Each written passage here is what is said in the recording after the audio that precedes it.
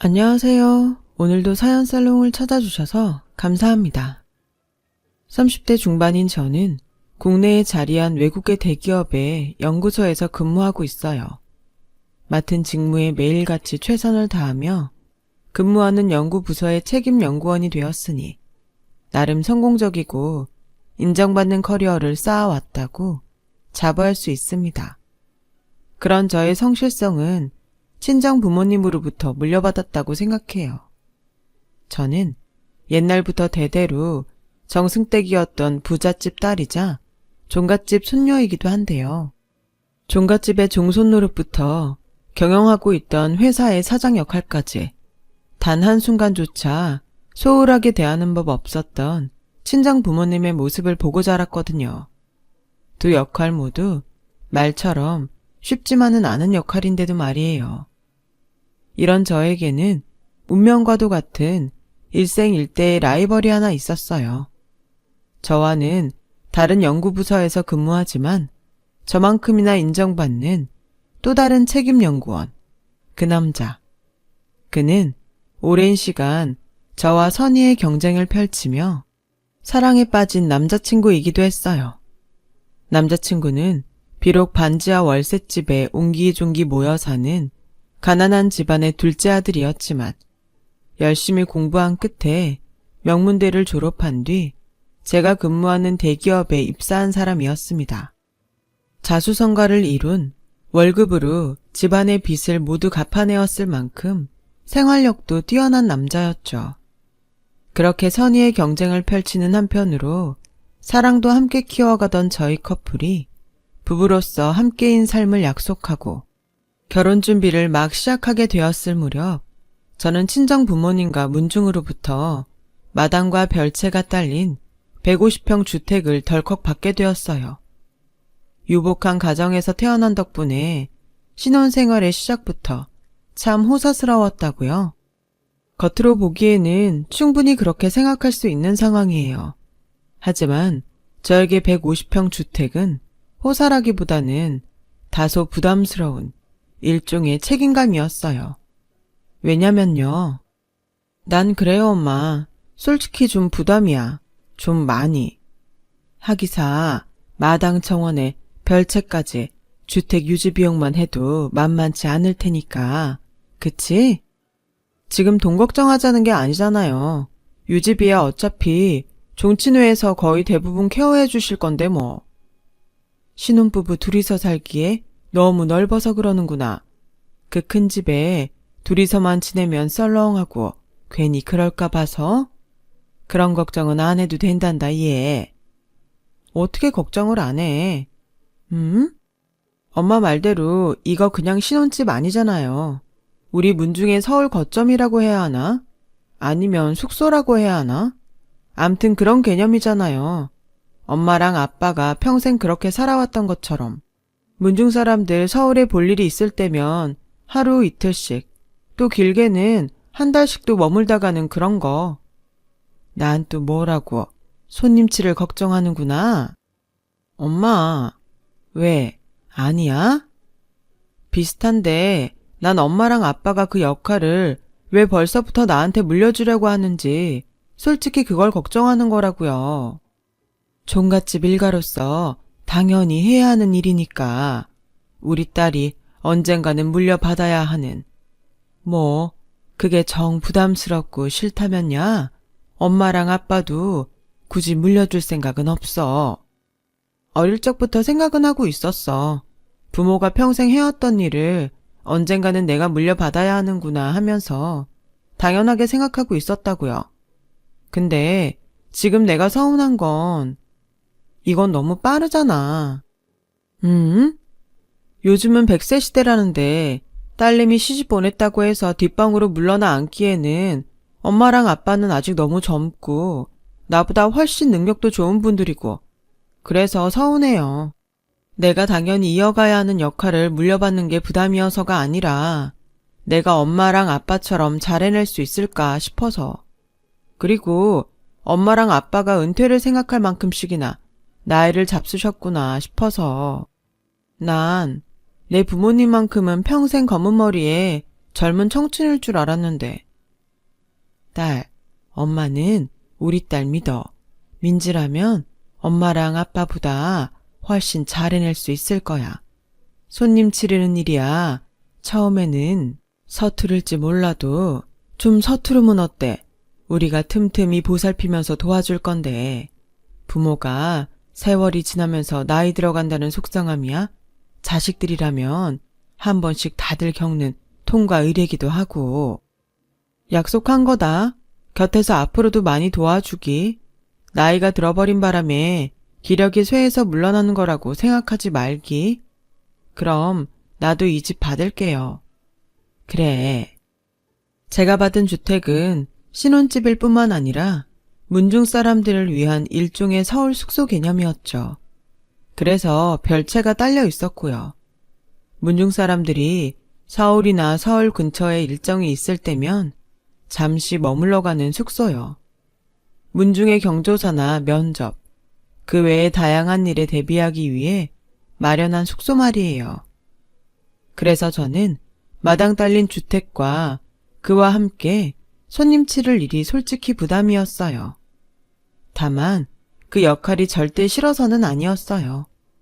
오히려 당연한 일이라 생각했고 그 일을 평생 도맡아왔던 친정 부모님만큼 잘 해낼 수 있을까 하는 걱정일 따름이었죠.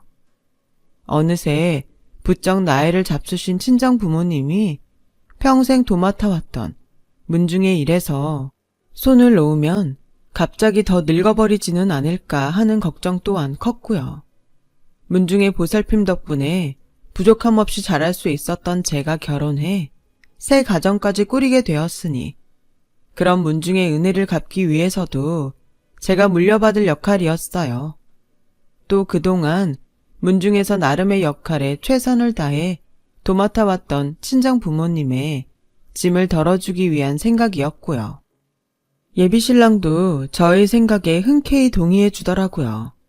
그런데 예비시댁 식구들에게 그 집을 신혼집이라고 처음 소개시키던 날, 한평생 가난 속에서 살아왔던 예비시댁 식구들은 감탄을 금치 못했고 특히나 예비시모는 아주 노골적으로 표현했어요.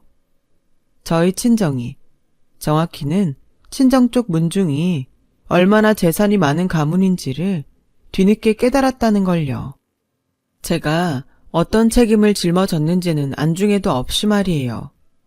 어머나, 집이 참 좋구나, 얘. 방도 널찍널찍하니 채광도 좋고 마당에 정원까지 있어서 그런가? 공기도 남다르고. 어머, 저 별채 봐. 우리 식구들은 곰팡이 반지하에 사는 처지라 비염이니 천식이니 달고 사는데. 다행이네요. 아범이 살게 될 집이 어머님 마음에 드는 것 같아서요. 들다마다 너무너무너무 마음에 들어서 배가 아플 지경이지. 사돈이 땅을 사면 배가 아프다던데 그게 바로 이런 기분일까? 네? 친정이 이 정도 부잣집일 줄 알았으면 예물이니 예단이니 하다못해 인사비라도 조금 더 제대로 쳐서 받을 걸 그랬다. 아, 그냥 농담조로다가 흘려서 하는 얘기니까 너무 개의치는 말고. 정확히는 저희 집이 부자라기보다는 문중 재산이 많다고 해야 맞겠죠. 절대로 저희 친정 부모님이나 저의 개인 재산은 아니고요. 암튼 누가 연구소 연구원 아니랄까봐 가타부타 따지기는. 상견례 날 듣자 하니 사돈이 종손이라며. 그쵸? 그럼 그 돈이 다 네 돈이지 뭘. 외동딸 하나 있는 집안에서 재산이 물려 내려와 봤자 너 말고 또 어디로 가려고. 아, 이것도 농담조로다가 한마디 얹었을 뿐이니 너무 심각해지지는 말려무나. 사실 그때까지만 해도 저는 예비시모의 반응을 대수롭지 않게 여겼어요. 충분히 있을 수 있는 반응이라고 생각했거든요. 그 집을 본 순간 저 또한 그 큰 집의 위용에 많이 놀랐었으니까요. 진짜 문제는 그 주택을 예비시댁에게 소개시켜주고 며칠 뒤에 본격적으로 시작되었어요. 연구소를 찾아온 예비시모가 연구로 한창 바쁜 저를 불러내더라고요. 결혼 관련해서 저에게만 중요하게 할 이야기가 있다면서요. 지금 다시 돌아보면 그때 처음으로 무언가 쎄한 기분을 느꼈던 것 같아요. 결혼 관련해서 예비 며느리에게만 해야 하는 중요한 얘기가 대체 뭘까 싶었죠. 그리고 역시나 예비 시모는 신혼집에 대한 아주 대단한 흑심을 품고 있더라고요. 너도 알다시피 내 시댁이 반지하 월세집이나 전전하는 신세잖니? 신세라뇨. 전 그렇게 생각하지 않아요. 어머님, 어려운 환경 속에서도 아범 하나 잘 키워냈으면 그것만으로도 충분히 훌륭한 삶을 사신 거잖아요. 그렇게 말해준다니 마음은 고마우면서도 네 신랑이야 잘 배우고 잘난 처갓집 만나서 팔자 폈다지만 부모 마음이라는 게 그런 게 아니에요. 10손가락 깨물어 안 아픈 손가락 없다는 말이 괜히 있는 것도 아니고. 네? 내 자식이 어디 아범 한 명뿐이라디? 큰아들도 있고 큰아들의 4살배기 아들도 있고 걔네들도 엄연히 내 핏줄 내 새끼들인데 명색이 부모가 곰팡이에 쪄든 반지하 월세방이나 전전하는 신세가 오죽 안타깝겠니? 그래서 말인데 우리 큰아들 부부랑 너희 부부랑 집을 좀 바꿔 살려무나. 그래, 그게 좋겠어.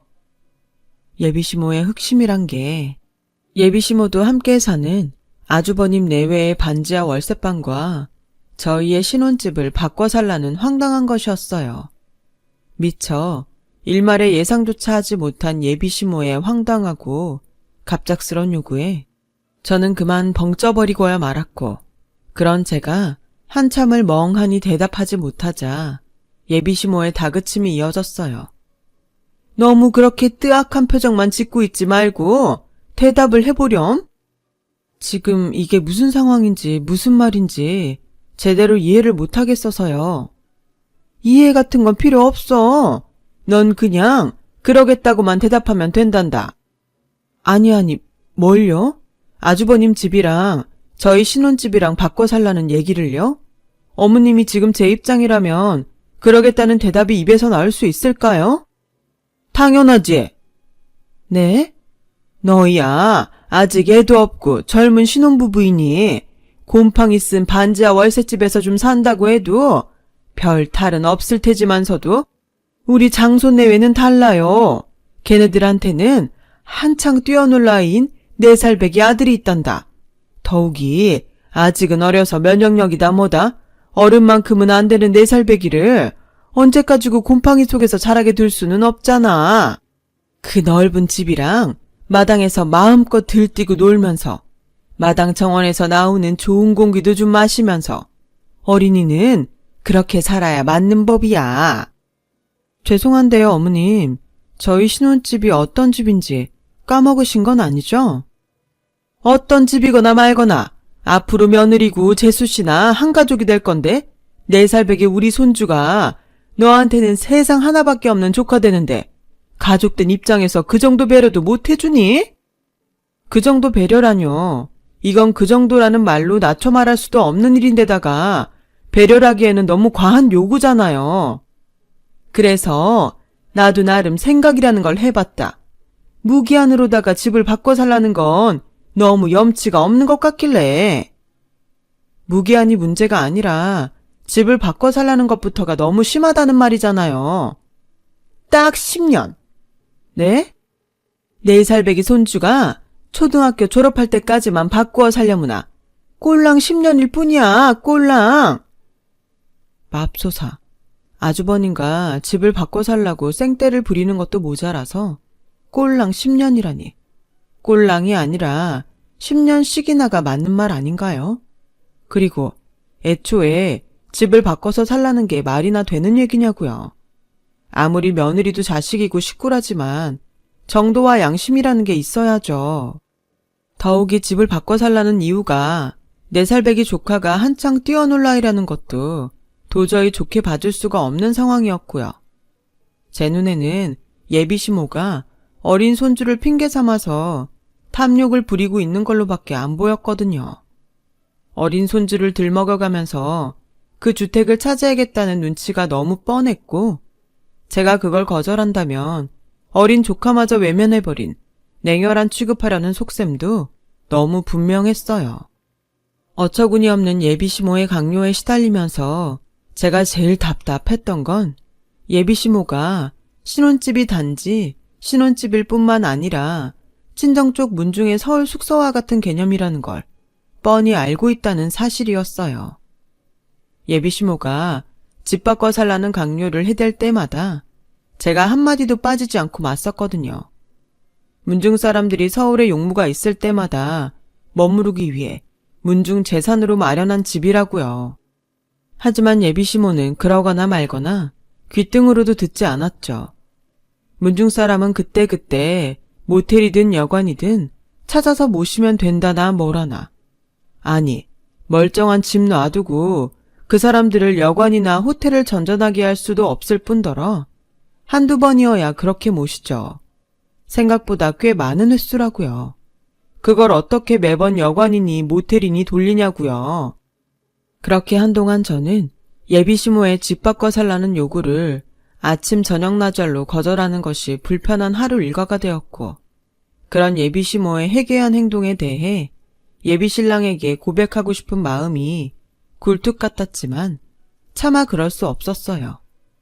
당시 예비신랑은 중요한 특허권이 걸린 핵심 기술 개발이 막바지였기에 예비시모의 일로 괜히 마음 쓰게 하고 싶지 않았으니까요. 어린 조카가 곰팡이 많은 환경에서 지내는 게 정 마음에 걸린다면 아주버님 내외한테 신혼집에 남는 방을 줄 수는 있어요, 어머님. 이게 제가 양보할 수 있는 최선이고요. 우리 집안 장손을 더부살이 시키겠다? 말로만 종갓집 해대더니 그놈의 종갓집에서 배워먹은 꼬라지가 결국엔 그런 거라디? 더부살이가 아니라, 그래요, 좋아요, 좋다고요. 신혼집 남는 방에서 머물도록 해주는 게 더부살이라고 생각해서 싫다면 가끔 아주버님 내외랑 조카랑 언제든 신혼집에 놀러와서 힐링을 하고 가는 방향은 어떨까요? 어머니 말처럼 마음껏 뛰어놀기도 하고 마당 정원 좋은 공기도 좀 마셔가면서요. 문중 사람들 대접할 때처럼 최대한 정성껏 대접할게요. 괜찮죠?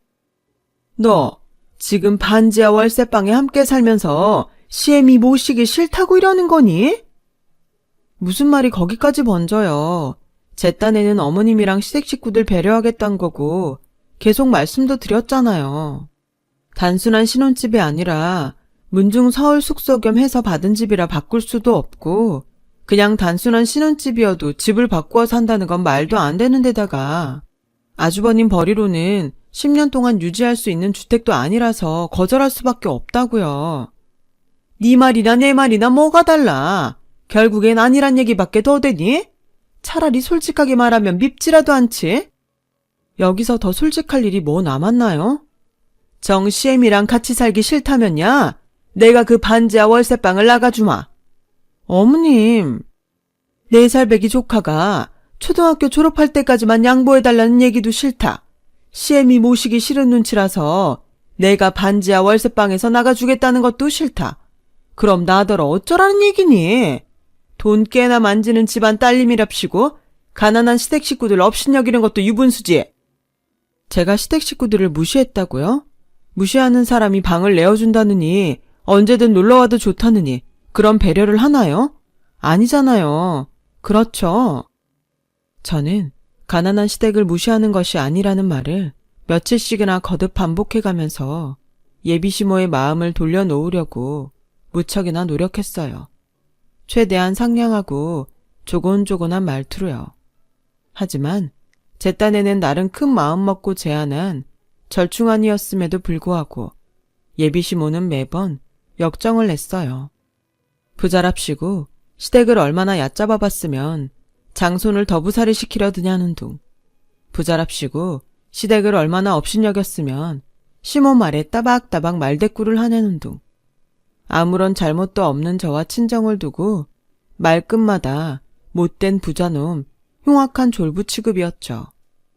평생을 가난하게 살아온 삶에 대한 피해의식과 가당 컴플렉스가 터져 나온 모양이었어요. 그리고 급기야는 너 지금 이러는 행동이 사기 결혼이라는 거 알고는 그러는 거니? 사기요? 지금 사기 결혼이라고 하셨어요? 사기가 어디 사람 속여서 돈 빼먹는 것만 사기라고 부르는 줄 알아? 법적으로는 그럴지 몰라도 도덕적으로는 그게 아니다. 그만한 부잣집이라는 사실을 꽁꽁 감추고 허락받은 결혼도 일종의 사기라고 볼 수 있어. 애초에 숨긴 적부터가 없고요. 그리고 설사 어머님이 정확히 알지 못했다고 쳐도 그게 어떻게 사기가 되나요? 문중의 재산이 얼마나 되는지 하나하나 서로 챙겨서 검사라도 맡아야 된다는 얘긴가요? 친정이고 문중이고 다 합쳐서 마당에 별채 딸린 150평 주택을 떡하니 해놓을 정도인 줄 미리 알았더라면 이렇게 값싼 결혼은 치르지 않았을 거라는 소리다 이거사. 아무리 못해도 우리가 받을 예단에 인사비에 최소한 10배는 더 받았겠지. 내 말은 그것부터가 이미 우리가 손해보는 결혼이라는 소리야. 이제 좀 이해가 되냐? 그럼 신혼집 처음 소개시켜 드리던 날에 농담조로 흘리는 말이라면서 했던 얘기가 사실은 진심이었다는 거네요. 예단 인사비 제대로 쳐서 받을 걸 그랬다는 말부터 문중 재산은 언젠가 반드시 제가 물려받게 될 돈이라는 말까지 전부요? 왜 대답을 못하세요? 4살 배기 조카 어쩌고 하면서 집을 바꿔 살라는 건 핑계에 불과했고 결국 어머님 목적은 돈이었던 거잖아요.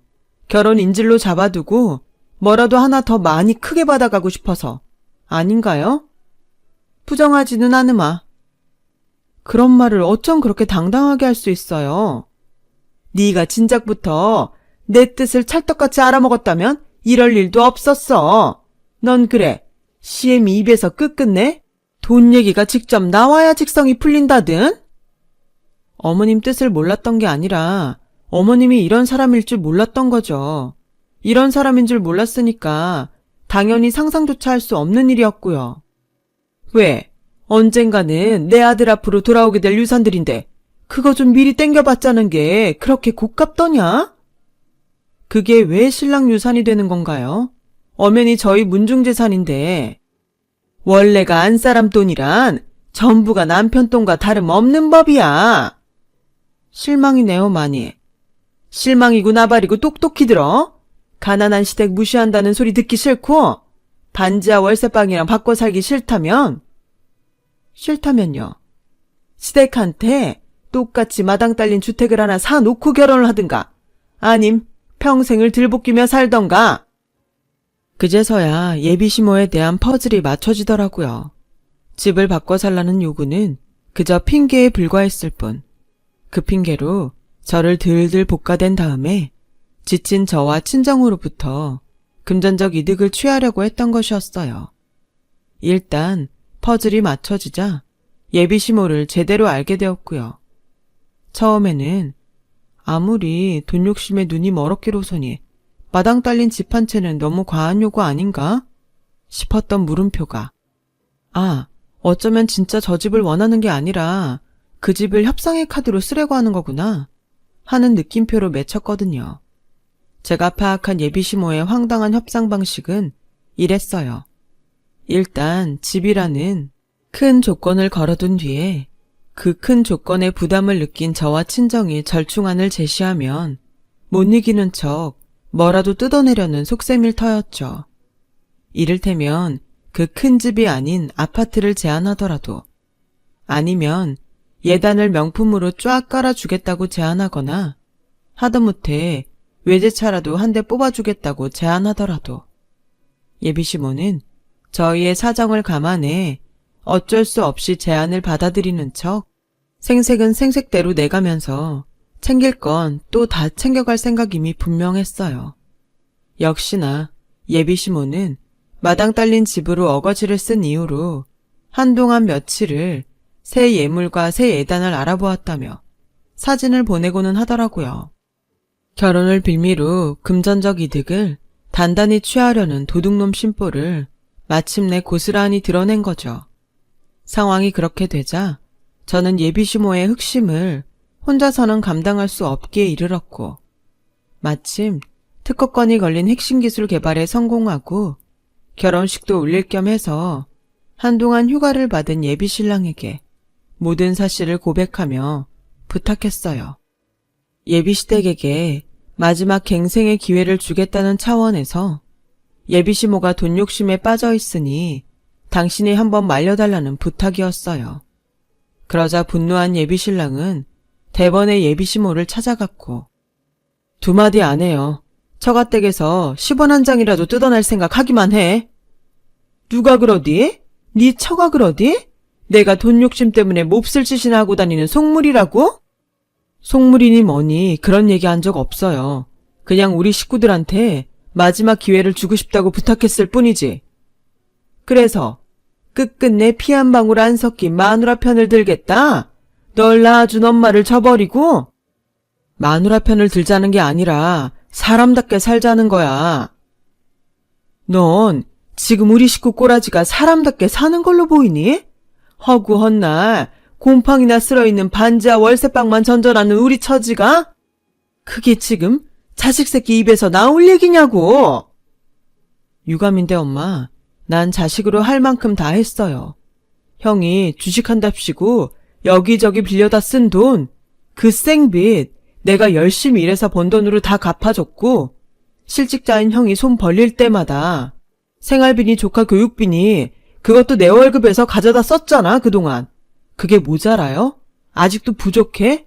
내가 뭘 더 어떻게 해야 그놈의 의존심이 사라지는 건데. 엄마랑 형은 스스로 가난을 극복할 생각 같은 건 없냐고요. 두 마디 안 한다고 했죠? 다시는 엄마하고 이런 얘기할 기회 없을 거야. 그땐 엄마도 나도 진짜 끝장나는 거니까. 끝장? 무슨 끝장? 엄마랑 안 보고 살겠다는 끝장? 엄마가 한 번만 더 돈 바라고 그 사람 괴롭히면 나 이 결혼 안 해. 그 사람한테 미안해서라도 못해. 자식 아낄 막은 부모가 그 자식과 세상으로부터 어떤 원망을 받으면서 살게 됐지는 굳이 내 입으로 말 안 해요. 그날 예비 시모에게 쏘아붙이는 예비 신랑의 모습은 제가 본 처음으로 분노가 한껏 담겨 있었고 덕분에 예비 시모가 잠잠해지면서 돈 욕심으로 인한 일련의 사건들은 일단락 되는 것만 같았어요. 얼마 뒤 신혼여행을 마치고 신혼집으로 돌아온 저희 부부는 경악하고야 말았어요. 시댁 식구들이 신혼집에 눌러 앉아 살고 있었거든요. 안방은 시모 차지, 사방이 4살배기 조카의 장난감이니 낙서니 하는 것들로 아주 난장판이었죠. 아주버님은 왔으면 술상부터 내오라며 벌써부터 시집살이를 시전하려고 들지를 않나. 불려시 형님은 아주버님 옆에 착 달라붙어 나는 생과일 주스 외치지를 않나. 시댁 돈 한 푼 없이 오직 친정 부모님과 문중의 재산으로 마련한 신혼집과 혼수들 전부 자신들이 주인들이라는 행세를 부려댔죠.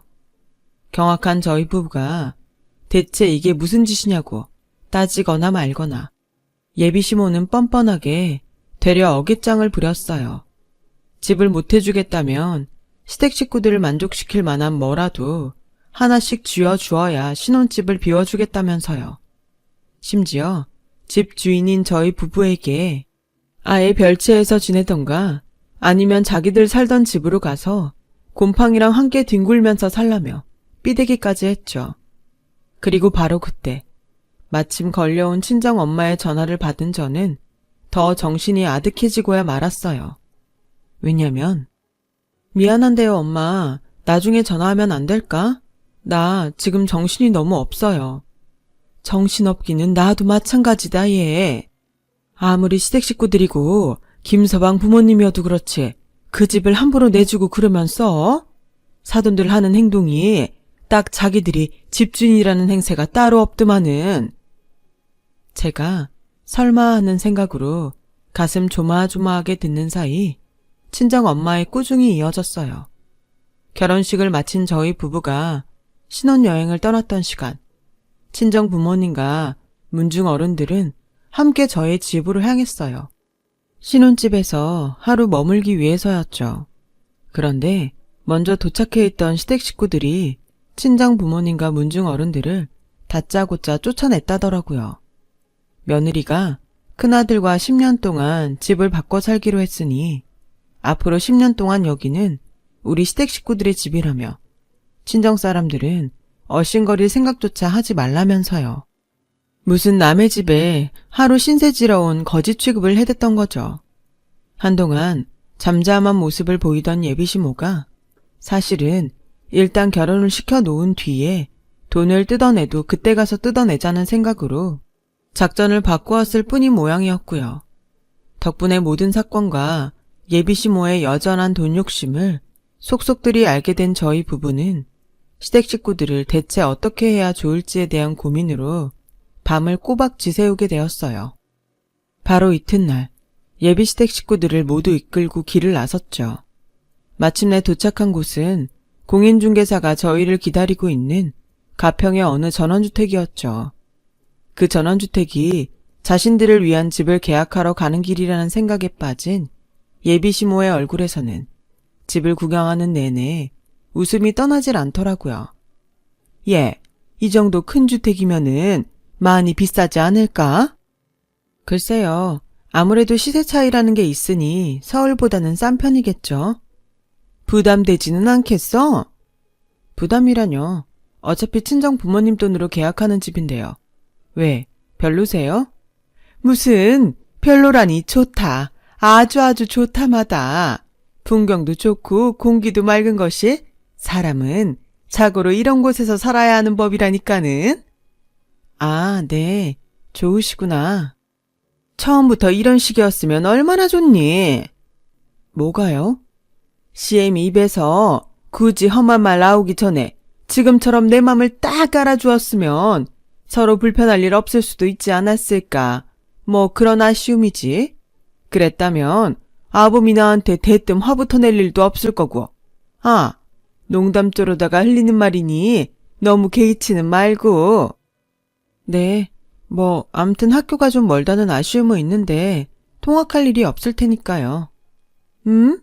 네 조카 내후년이면 초등학교 입학하는 전 정했어요. 여기로 계약하려고요. 가격대도 적당하고 비어있는 집이라 언제든 바로 입주 가능하고 전 주인이 워낙에 관리를 잘하셔서 따로 손볼 데도 없고 좋잖아요. 그치. 나도 그 생각을 막 하려던 참이었단다. 우리 며느리 만세야 만만세. 저희 부부는 가평 전원주택의 계약금 잔금까지 그날 한 번에 처리했고 며칠 뒤 시댁 식구들의 이삿짐을 실은 이삿짐 트럭이 저희 부부의 신혼집에서 출발했어요. 하지만 몇 시간 뒤 가평 전원주택에 도착한 이삿짐은 친정 부모님의 짐이었어요. 대체 이게 어떻게 된 일이냐고요? 사실 처음부터 가평 전원주택은 결혼식 전부터 있었던 친정 부모님의 부탁으로 알아본 집이자 친정 부모님의 새 보금자리였어요. 외동딸인 저를 결혼시키고 문중 서울 거점의 역할까지 물려준 친정 부모님이 이제는 한적한 전원주택에서 자연을 벗삼은 삶을 즐기고 싶어 했거든요. 집값도 당연히 친정 부모님께서 낸 것이었고요. 저희 부부는 단지 신혼집을 무단 점거한 시댁 식구들을 쫓아낼 방법을 고심하고 있던 중에 친정 부모님이 알아봐 달라고 부탁했던 전원주택에서 아이디어를 떠올렸고 마치 시모의 돈 욕심에 결국 패배한 척 시댁 식구들에게 내어줄 전원주택을 마련하는 것처럼 속여 그들을 이사 내보냈죠. 당연히 가평 전원주택에는 집주인인 친정 부모님의 이삿짐이 시댁 식구들의 이삿짐은 전에 살던 반지하 월세집으로 도착했던 거죠. 그렇게 친정 부모님이 주택으로 이사를 가던 날 저녁 가든 파티를 즐기고 있던 저와 친정 부모님 앞으로 한 무리의 괴한들이 쳐들어왔어요. 누구겠어요? 시댁 식구들이죠. 반지하 월세집으로 보내졌던 이삿짐 트럭 그대로 가평 주택으로 쳐들어온 시댁 식구들의 모습이 얼마나 꼴사납던지 그 코웃음을 애써 참느라 고역을 치르는 저를 시모가 거칠게 몰아세웠어요. 너? 왜요? 이제는 우리말까지 잊어버린 모양이죠? 유감이네요. 그래가지고 한마디나 제대로 따질 수 있을까 모르겠네. 이게 우리 식구들이 이딴 식으로 내쫓김 당하고 가만히 있을 것 같아? 가만히 안 있으면요. 아, 우리 신혼집으로 들어가시게요. 맘대로 해보던가요. 오늘은 이삿짐 곱게 싸서 보내줬지만 다음엔 경찰차 타고 쫓겨나는 수가 있으니까. 뭐? 경찰? 꼴에 유세 떨기는? 국민 세금으로 국민의 재산과 안전을 수호하는 국가기관이 언제부터 부자들 돈놀이였나요? 아니 그 전에 입만 열었다 하면 부자가 어쩌니 저쩌니 죄인 취급하는데 그거 괜한 가난 콤플렉스인 건 아나요?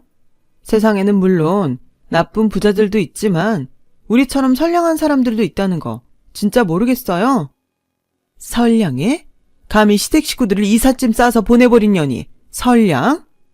네, 전 그 정도면 무척이나 선량하게 대접했다고 생각하는데 우리가 당신들한테 겪은 일에 비해서 끝까지 입만 살아가지고 아주 주둥이 닫고 잘 들어 이거사.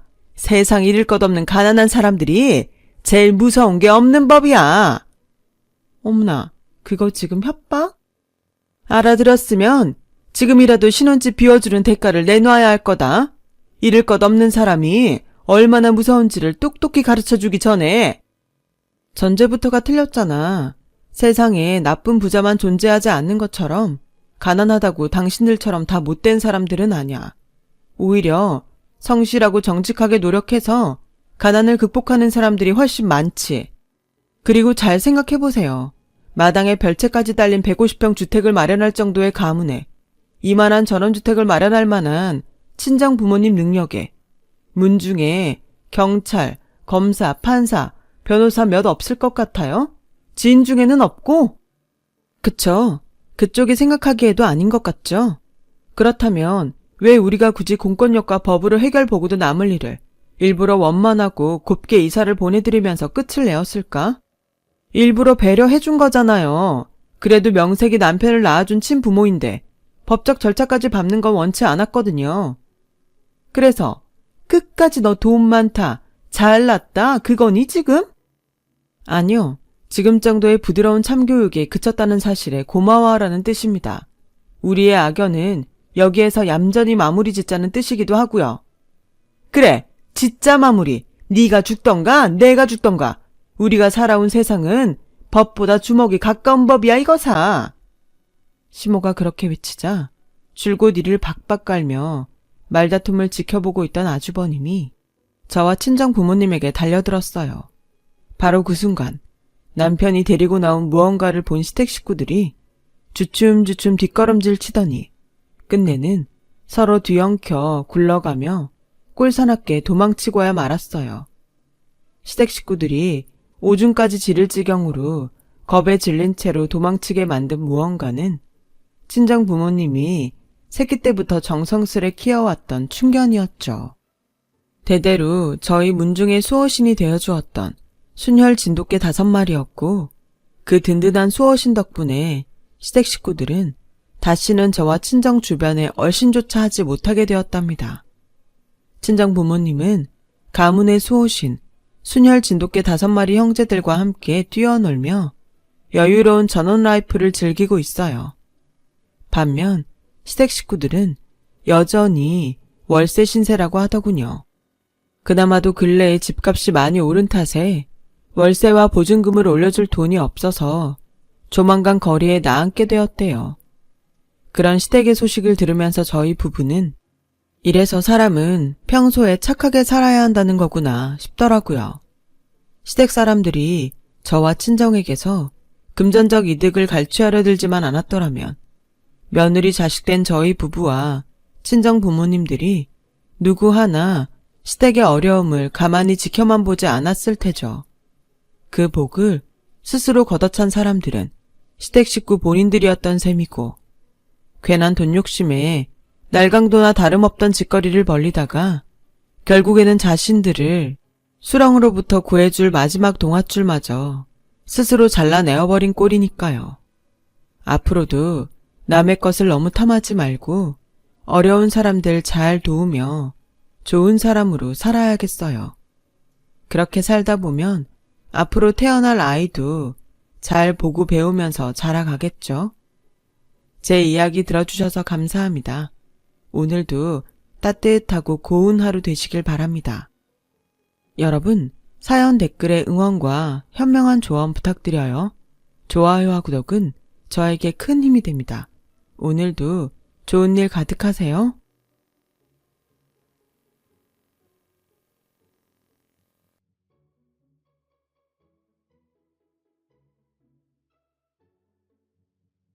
안녕하세요. 오늘도 사연 살롱을 찾아주셔서 감사합니다.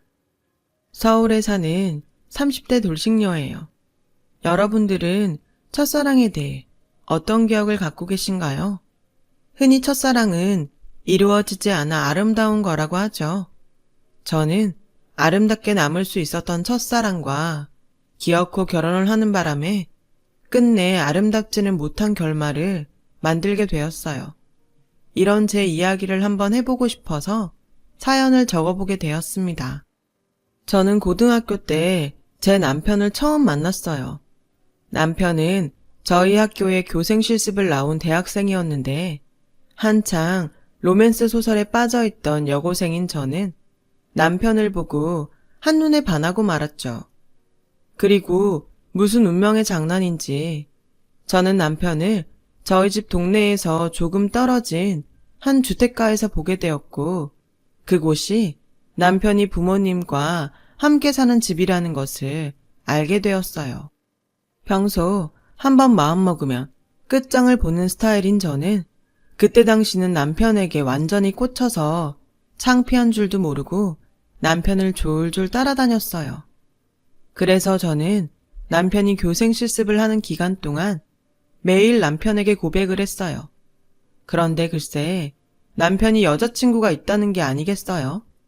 지금 생각하면 남편이 결혼을 했다고 한 것도 아니었는데 저는 뭐가 그렇게 충격이었는지 그날 내내 눈물로 밤을 지새웠어요. 마치 실연을 당한 여주인공처럼요. 그렇게 혼자 실연의 아픔을 감당하다 보니 어느덧 남편의 교생 실습 마지막 날이 되었고 그렇게 저의 첫사랑은 시작해보지도 못하고 끝이 나는 듯 했어요. 그러던 어느 날이었어요. 지금도 생각하고 싶지 않은 순간인데요. 저희 아빠가 하시던 사업이 힘들어지자 오랜 시간 빚에 쫓기셨고 그걸 또 저와 엄마에겐 비밀로 하시다가 혼자 감당이 안 되는 스트레스가 원인이었는지 심장마비로 갑자기 세상을 떠나시게 되었어요.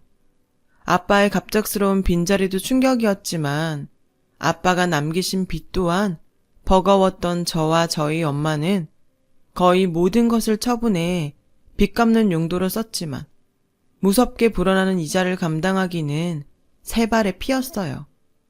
엄마는 그런 와중에도 모아두신 대학 등록금을 저에게 주시며 아무리 힘들어도 넌 이 돈으로 대학에 가. 아빠 빚은 엄마가 어떻게든 할 테니까 라고 말씀하셨고 저는 차마 고생하는 엄마를 두고 저만 속 편하게 대학에 갈 수 없었어요. 대학은 나중에 가도 된다고 말했죠. 그 당시가 저는 나름 학교에서 전교 1, 2등을 다투는 우등생이었지만 대학 진학의 목표가 사라지니 남들 공부할 때 난 무엇을 위해 여기 있는가 하는 생각이 들더라고요. 어쨌든 취업을 해야 하니 취업할 때 필요한 것 같은 자격증 공부를 하자고 생각했어요. 친구들은 수능 공부를 하는데 저는 자격증 공부를 하고 있으니 그러지 않으려 해도 그간 밝고 명랑했던 제 얼굴에도 그늘이 지기 시작했나 봐요.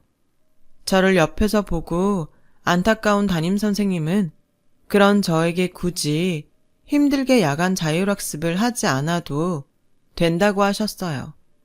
친구들은 야간 자율학습을 하지 않는 저를 부럽다고 했지만 저는 남아서 공부하는 친구들을 부러워하며 그날부터 이른 하교를 하기 시작했는데 그러던 어느 날 야간 자율학습을 하지 않고 집에 가는 중 동네에서 우연히 남편을 보게 되었어요.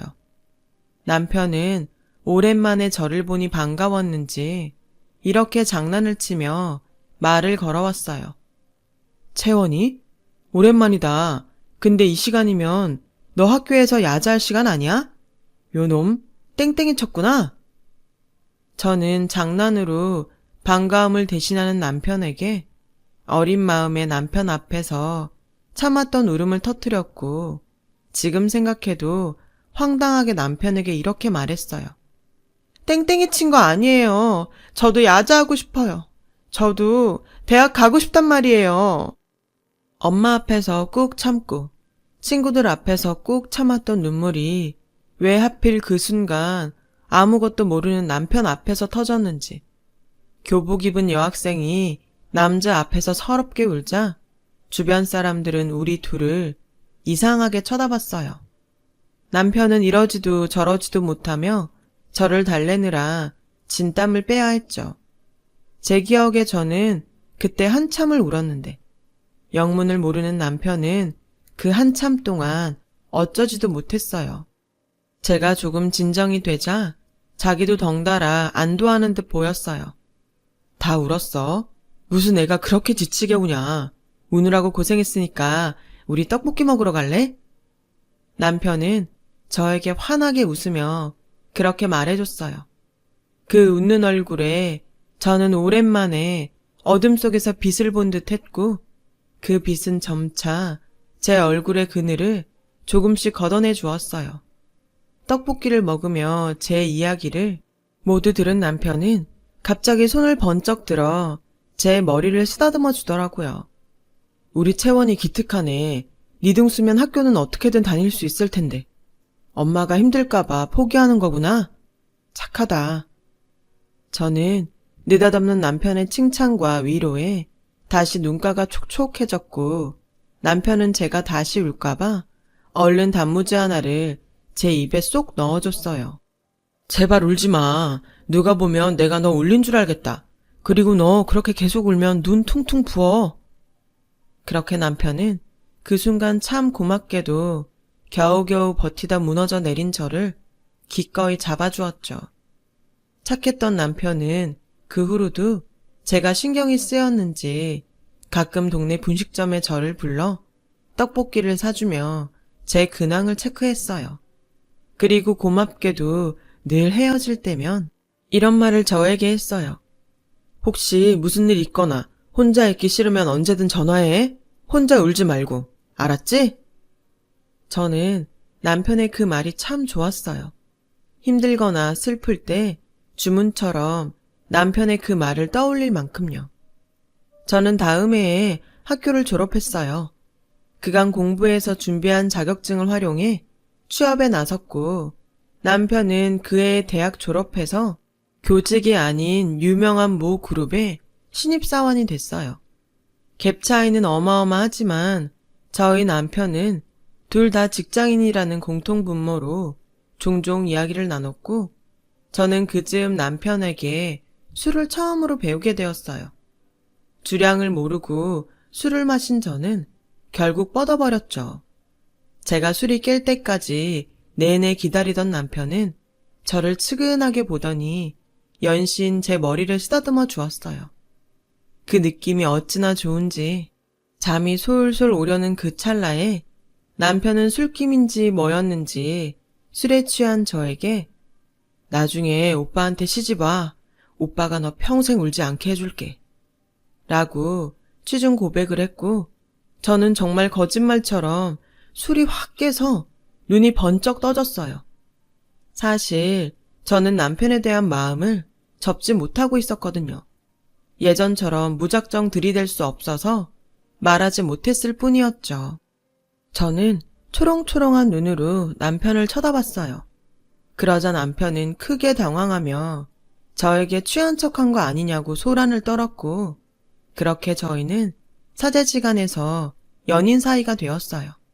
하지만 첫사랑과 사귄다는 기쁨도 잠시, 남편의 집에선 저희가 만난다는 것을 아시고 반대를 하셨고, 이유는 제가 고졸이기 때문이었어요. 남편은 신경 쓸 거 없다고 했지만 어떻게 신경이 안 쓰이겠어요. 저는 그때부터 결심했어요. 꼭 대학은 졸업하겠다고요. 그것도 이왕이면 아주 좋은 대학을요. 저희는 그렇게 남편의 부모님의 반대를 무릅쓰고 2년의 연애 끝에 결혼하게 되었어요. 고졸인 제가 결혼을 허락받게 된 이유는 부끄럽지만 저희 사이에 아이가 생겼기 때문이었어요. 심하게 반대하시던 시어머니는 제가 임신했다는 사실을 남편에게 듣고 어쩔 수 없이 저를 받아주셨어요. 그리고 그 후로 저는 너무 사랑하는 남편과 아이를 얻은 대가로 치열한 시집살이를 살아야 했죠. 저는 빨리 돈을 모아 분가하겠다는 일념 하나로 그 모진 시집살이를 버텼어요. 하지만 아무리 정신무장을 해도 정말 죽을 맛이더라고요. 그런 저의 시집살이의 절정은 남편의 형이 결혼할 여자를 데려온 순간부터였어요. 원래부터 조건을 많이 따지는 시어머니는 아주버님이 데리고 온 대학 교수라는 여자를 보자 좋아서 어쩔 줄 몰라 하셨고 저에게 들으라는 듯 이렇게 말씀하시더라고요. 어머, 내가 전생에 나라를 구했나? 우리 집에 이렇게 대학 교수님이 며느리로 들어오다니? 그래, 부모님은 뭐 하시나? 아버지는 변호사시고 어머니는 피부과 의사세요. 어머. 그날 저희 시어머니는 연신 붕어처럼 어머를 연발하셨어요. 그리고 마치 저를 가정부 부리듯 예비 형님 앞에서 얘, 너 얼른 저녁 차려라. 냉장고에 한우 등심 사놓은 거 있지? 그거 얼른 구워서 우리 교수님 며느리 앞에 갖다 줘라. 라며 말했고 시어머니의 그 온도차에 저도 사람인지라 서러워 눈물이 나려고 했어요. 그리고 상견례를 시작으로 시아주버님의 결혼은 일사천리로 진행되었고 2달 만에 결혼식을 올리게 되었죠. 저희 시어머니는 결혼식 때 교수님 며느리를 보여준 뒤 연신 지인들에게 축하 인사와 자랑을 하시느라 하루 종일 전화기를 붙들고 사시는데 어느 날 시어머니의 말이 부엌에 있는 제 귀에 꽂히는 일이 있었어요. 그래, 내가 우리 선우 결혼시킬 때 얼마나 속이 뒤집혔니? 내가 이번 명호 결혼식 때 그때 그것까지 다 보상받은 기분이야. 아휴, 첫째 며느리가 교수인데 둘째 며느리가 고졸이라니? 내가 자랑을 막 하더라도 쟤 때문에 김이 샌다니까. 내 아들이 어디 모자라면 그것도 그거대로 포기하는데 키껏 잘 키워서 대기업 보내놨더니 엉뚱한 데 좋은 일만 했잖아. 처가라도 좀 있는 집이면 좋은데. 에휴, 그 얘기는 그만하자. 괜히 좋았던 기분만 상한다. 저는 시어머니의 말을 고스란히 다 듣고 서럽고 속상한 마음에 참는 것도 바보 같아 고무장갑을 탕탕 치며 누가 봐도 신경질이 난 사람처럼 주방을 나왔어요. 얘, 너 지금 내 앞에서 성질 부리니? 네, 어머니도 제 앞에서 제 흉 보셨잖아요. 뭐? 얘 시애미한테 말하는 것 좀 봐. 어머니, 진짜 해도 너무하세요. 그렇게 싫으시면 끝까지 결혼 반대하시지. 왜 이제와 계속 사람 인신공격하세요? 어머, 그럼 네가 임신했다고 내 아들 발목을 탁 잡는데 내가 어쩌니? 이렇게 사람 무시하실 거면 제가 임신을 했건 말건 차라리 고졸 며느리는 절대 싫다고 하시죠. 제가 일 계속하고 싶다고 해도 고졸 출신 월급이 얼마나 되냐며 차라리 집에 들어와 애 키우라고 하셨죠? 제 사정 뻔히 다 아시면서 고졸 정말 너무하세요. 나중에 저희 은찬이가 다 알면 할머니를 어떻게 생각하겠어요? 거기서 왜 우리 귀한 손주 이름이 나와? 그 귀한 손주 제가 낳았다고요. 그러니 제발 저 예뻐해달라고 안 할 테니까 상처 주지 마세요. 저거 상처받았다면서 되레 큰 소리만 잘 치네. 저는 그 일이 있고 더욱 시어머니와 사이가 나빠졌고 시어머니의 며느리 차별은 점점 그 도가 지나쳐갔어요. 큰애야, 괜찮다. 여기는 신경 쓰지 말고 재밌게 놀다 와라. 시어머니는 형님이 결혼하고 첫 명절이지만 친구들과 1년에 한 번 간다는 해외여행을 기꺼이 아무렇지 않게 다녀오라고 하셨어요. 뭐, 그동안 저 혼자 하던 일이라 크게 상관은 없었지만 막상 형님이 있는데 누군 여행 가고 누군 일한다고 생각하니 기분이 나쁘더라고요. 그래서 어머니, 저도 명절 지나면 친정에 가서 좀 쉬다 올게요. 뭐? 지금 그게 무슨 소리냐? 쉬다 온다고? 넌 고졸이라 그런가? 출가 외인 모르니? 형님은 명절인데도 여행 가는데 저는 명절 다 지내고 친정도 가면 안 돼요? 네가 또 그 소리에 골이 났지? 누가 가지 말라던? 네가 방금 쉬다 오겠다고 했잖아. 어디 식구를 다 두고 너만 쉰다고 하니? 배움이 짧아 그런가? 어찌 마음보도 짧아? 네, 저 마음보 짧아요. 그래서 그렇게 대놓고 차별하면 저도 골라서 할 것도 하기 싫어요. 저는 홧김에 당장 친정에 가려고 짐을 쌌어요. 그런데 저희 아이가 저희 모습에 놀랐는지 울음을 터뜨렸고 저희 남편은 제발 예민하게 좀 굴지 말라고 저에게 볼멘 소리를 하는데 여긴 제 편이 하나도 없다는 생각이 절로 들더라고요. 왜 애를 흘리고 그러니? 기어코 성과를 부려야 그 좁은 속이 시원하니? 어머니! 저는 서러워 그 자리에서 소리내서 울었어요. 그 모습에 저희 아들은 따라 울고 시어머니와 남편은 황당하다는 얼굴로 저를 이해 못하는 눈치였어요. 네, 어쩌면 제가 정말 그 사람들 말처럼 애처럼 예민을 떠는 건지도 몰라요. 하지만 시어머니가 무시하고 형님과 차별을 하실 때마다 제 못난 자격지심 때문인지 끓어오르는 화를 참을 수 없게 되었어요. 그러던 어느 날 저녁 장을 보다가 우연히 커피숍 유리창에 시어머니를 보게 되었어요. 그리고 그 맞은편에는 형님이 계셨는데 글쎄 저희 시어머니가 가방에서 목걸이 케이스를 꺼내 형님에게 건네지 않겠어요?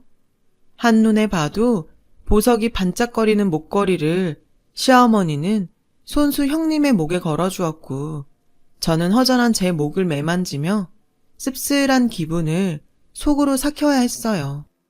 저는 속상한 마음에 퇴근한 남편에게 낮에 본 목걸이 이야기를 했어요. 그러자 남편은 한숨을 쉬며 자기는 아직도 고등학생이야? 내가 나중에 사줄 테니 그만 배 아파해. 도대체 언제까지 형님 질투할래? 저는 남편의 말에 그나마 붙잡고 있던 결혼 생활에 희망의 줄이 툭 하고 끊어지는 것을 느꼈어요. 연애할 때는 그렇게도 저에게 마음을 써주더니 결혼하고 아이를 낳고 보니 예전에 마음 깊고 다정한 남편은 사라지고 없더라고요. 저는 이혼을 결심했어요. 하지만 지금 당장 하는 이혼이 아닌 똑똑한 이혼을 해야겠다고 생각했고 치밀하게 앞으로의 일을 계획하며 가장 먼저 수능 공부를 시작했어요.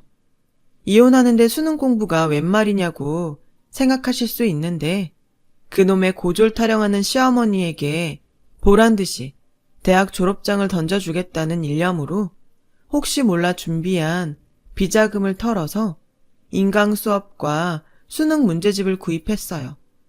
저는 공부한다고 쓴 돈이 아까워서 늘 시간을 쪼개 공부를 했어요. 학교 다닐 때도 공부하는데 크게 스트레스를 받지 않았는데 오랜만에 펜을 잡으니 처음엔 좀 익숙하지 않아 시행착오가 있었어요. 하지만 공부를 하다 보니 예전에 공부하던 감이 돌아와 한번 시작하면 시간 가는 줄 모르고 미친 듯이 공부를 했죠. 저는 사실 절박했어요. 이번에야말로 그 지긋지긋한 고졸 탈출을 해야 한다는 절박감이었죠. 1년에 한 번 있는 제 생일도 아침에 카톡 알림을 보고 깨달았을 정도였어요. 다른 날도 아니고 생일인데 오늘만큼은 남편이 지난날에 저에게 섭섭하게 한 일들을 사과하지 않을까 하는 혹시 모를 기대감으로 하루를 보냈지만 제 생일인 걸 자기도 카톡으로 봐서도 알 텐데 남편은 같은 부서 여직원이 갑자기 회사를 그만둔다고 해 무슨 일이 있냐고 상담을 해주느라 술이 떡이 돼서 돌아왔어요. 그날은 그렇게 의욕이 활활 타오르던 공부도 잘 되지 않았고 천장이 뚫어져라 드르렁거리는 남편을 보니 이게 말로만 듣던 우울증인가 싶은 생각이 들면서 묵직한 무언가가 저의 가슴을 짓누르는 듯 답답함을 느꼈어요. 그때였어요. 새벽 1시가 다 되어 가는데 저희 엄마가 전화를 걸어오신 거예요. 딸, 미역국은 먹었어? 생일인데 엄마가 못 챙겨줘서 미안해. 언제 엄마가 맛있는 점심 사줄 테니까 낮에 나올래? 저는 엄마의 목소리에 그만 서러움이 폭발해 눈물이 마구 쏟아졌어요. 고등학교 때 저만 대학을 포기했을 때처럼요. 하지만 그래도 자식이라고 엄마를 속상하게 하고 싶지 않았던 저는 필사적으로 엄마에게 들키지 않으려 울음소리를 참았고, 그렇게 소리 없는 오열 끝에 전화를 끊어보니 제 눈엔 하루 종일 머리에 들어오지 않았던 수능 문제집이 보였어요. 그래, 내가 여기서 나를 지킬 수 있는 건 스스로 나의 가치를 올리는 것뿐이야. 저는 악으로 깡으로 그날도 새벽 4시까지 공부를 하고 잠이 들었어요. 그런데 제가 아침에 일어나 방을 나가니 무슨 바람이 불었나 시어머니가 미역국을 끓이고 있는 게 아니겠어요? 설마 어제 못 챙겨준 내 생일 미역국을 오늘 끓여주시는 건가? 슬쩍 어떤 기대감에 시어머니에게 다가갔고 시어머니는 그런 저를 보고 이렇게 말씀하셨어요. 국이랑 밥은 내가 다 했다. 넌 얼른 잡채 좀 해라. 갈비도 내가 미리 올려놨으니 불 잘 보고. 네? 오늘 큰애 생일인데 너 몰랐니? 동서지간에 너무하다. 내가 아침에 우리 집에서 밥 먹고 출근하라고 했으니까 얼른 움직여. 저와 형님이 하루 차이로 생일이라는 걸 전 몰랐어요. 그런데 이렇게 또 시어머니에게 생일로 차별을 받으니 저는 속에서 열불이 올라오더라고요.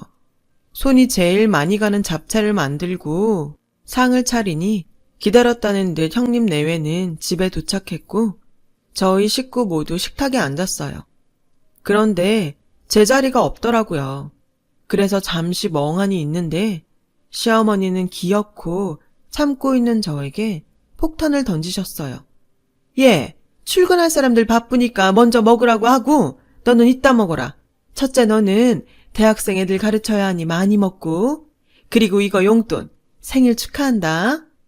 감사합니다. 이렇게까지 챙겨주시지 않으셔도 되는데 이렇게 밥만 먹어서 죄송해요.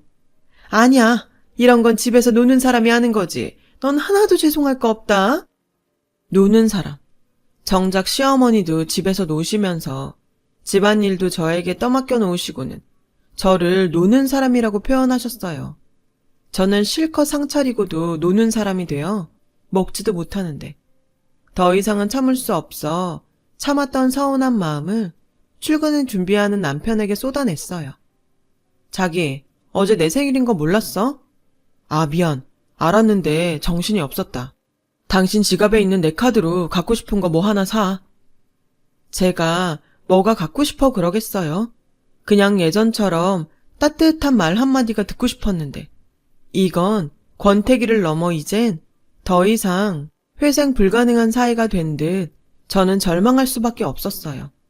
이런 수모를 더는 견딜 수 없어 파트타임 아르바이트를 구하고 더욱 짜투리 시간을 쪼개 수능 공부에 열중했어요.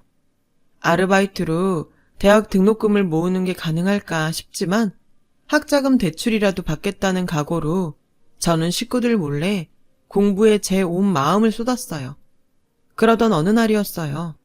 그날은 파트타임 일을 마치고 잠깐 짬을 내 시립 도서관에서 공부를 하고 있는데 형님이 무슨 일인지 전화를 하셨더라고요. 동서, 요즘 바쁘다며. 혹시 지금도 바빠?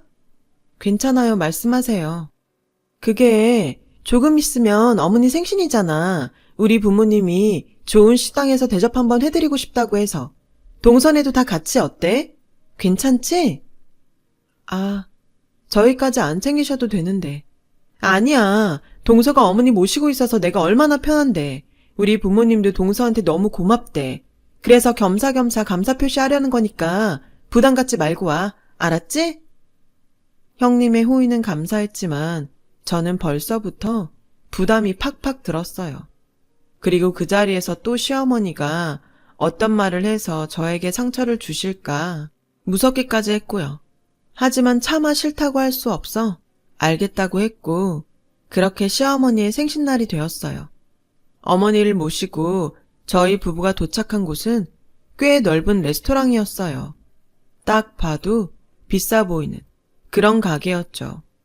저희는 직원이 안내해주는 방으로 갔고, 그곳에는 이미 먼저 온 형님 내외와 결혼식 때 한 번 본 형님의 부모님이 앉아 계셨어요. 어서 오세요, 사돈. 어머, 이런 좋은 곳에 저희 식구들 모두를 초대해 주시다니 몸둘 바를 모르겠네요. 생신이신데 이 정도는 해드려야죠. 그리고 저희 딸이 동서복이 있어서 편하게 지낸다고 하니 친정 엄마로서 죄송하기도 하고요. 어머, 죄송은요. 저희 둘째 애가 워낙 살림을 잘해요. 손도 빠르고. 우리 첫째 며느리는 교수님인데 연구하고 자기 일도 해야죠. 다 괜찮습니다. 시어머니는 무조건 형님 일이라면 괜찮다는 말을 연발하시며 연신 사돈에게 잘 보이려고 노력하셨어요. 그리고 그날 집에 돌아와서도 뭐가 그리 기분이 좋으셨는지 이미 집에 가고 없는 형님과 형님 부모님의 자랑을 입에 침이 마르도록 하셨어요. 결혼은 이렇게 격이 맞는 집끼리 해야 하는 거야. 오늘 분위기 얼마나 좋았니? 으이흐, 내가 우리 선우 결혼 망친 것만 생각하면 이렇게 기분이 좋다가도 한순간에 숨이 콱 막혀. 사내 자식이 착해 빠져가지고 팔목이나 잡히고. 시어머니는 기분이 좋다가 그렇게 갑자기 엄한 저에게 불똥이 튀며 또 제가 듣기 싫어하는 그 레파토리를 쏟아내셨어요. 좋은 소리도 한두 번이지. 이렇게 반복적으로 인신공격을 하는 시어머니를 저는 더 이상 두고 볼 수는 없었고 남편에게 더는 이런 집구석에서 살 수 없으니 이혼하자고 말했어요. 남편은 괜히 욱하는 마음에 앞뒤 생각하지 않고 말하지 말고 그냥 넘기라고 했지만 저는 그런 남편의 말에도 화가 나서 이번에는 진짜 이 집을 나가겠다는 생각으로 짐을 싸기 시작했어요. 당신 정말 나랑 이혼할 생각이야? 그리고 자기 엄마가 물고 빠는 은찬이도 내가 키울 거야.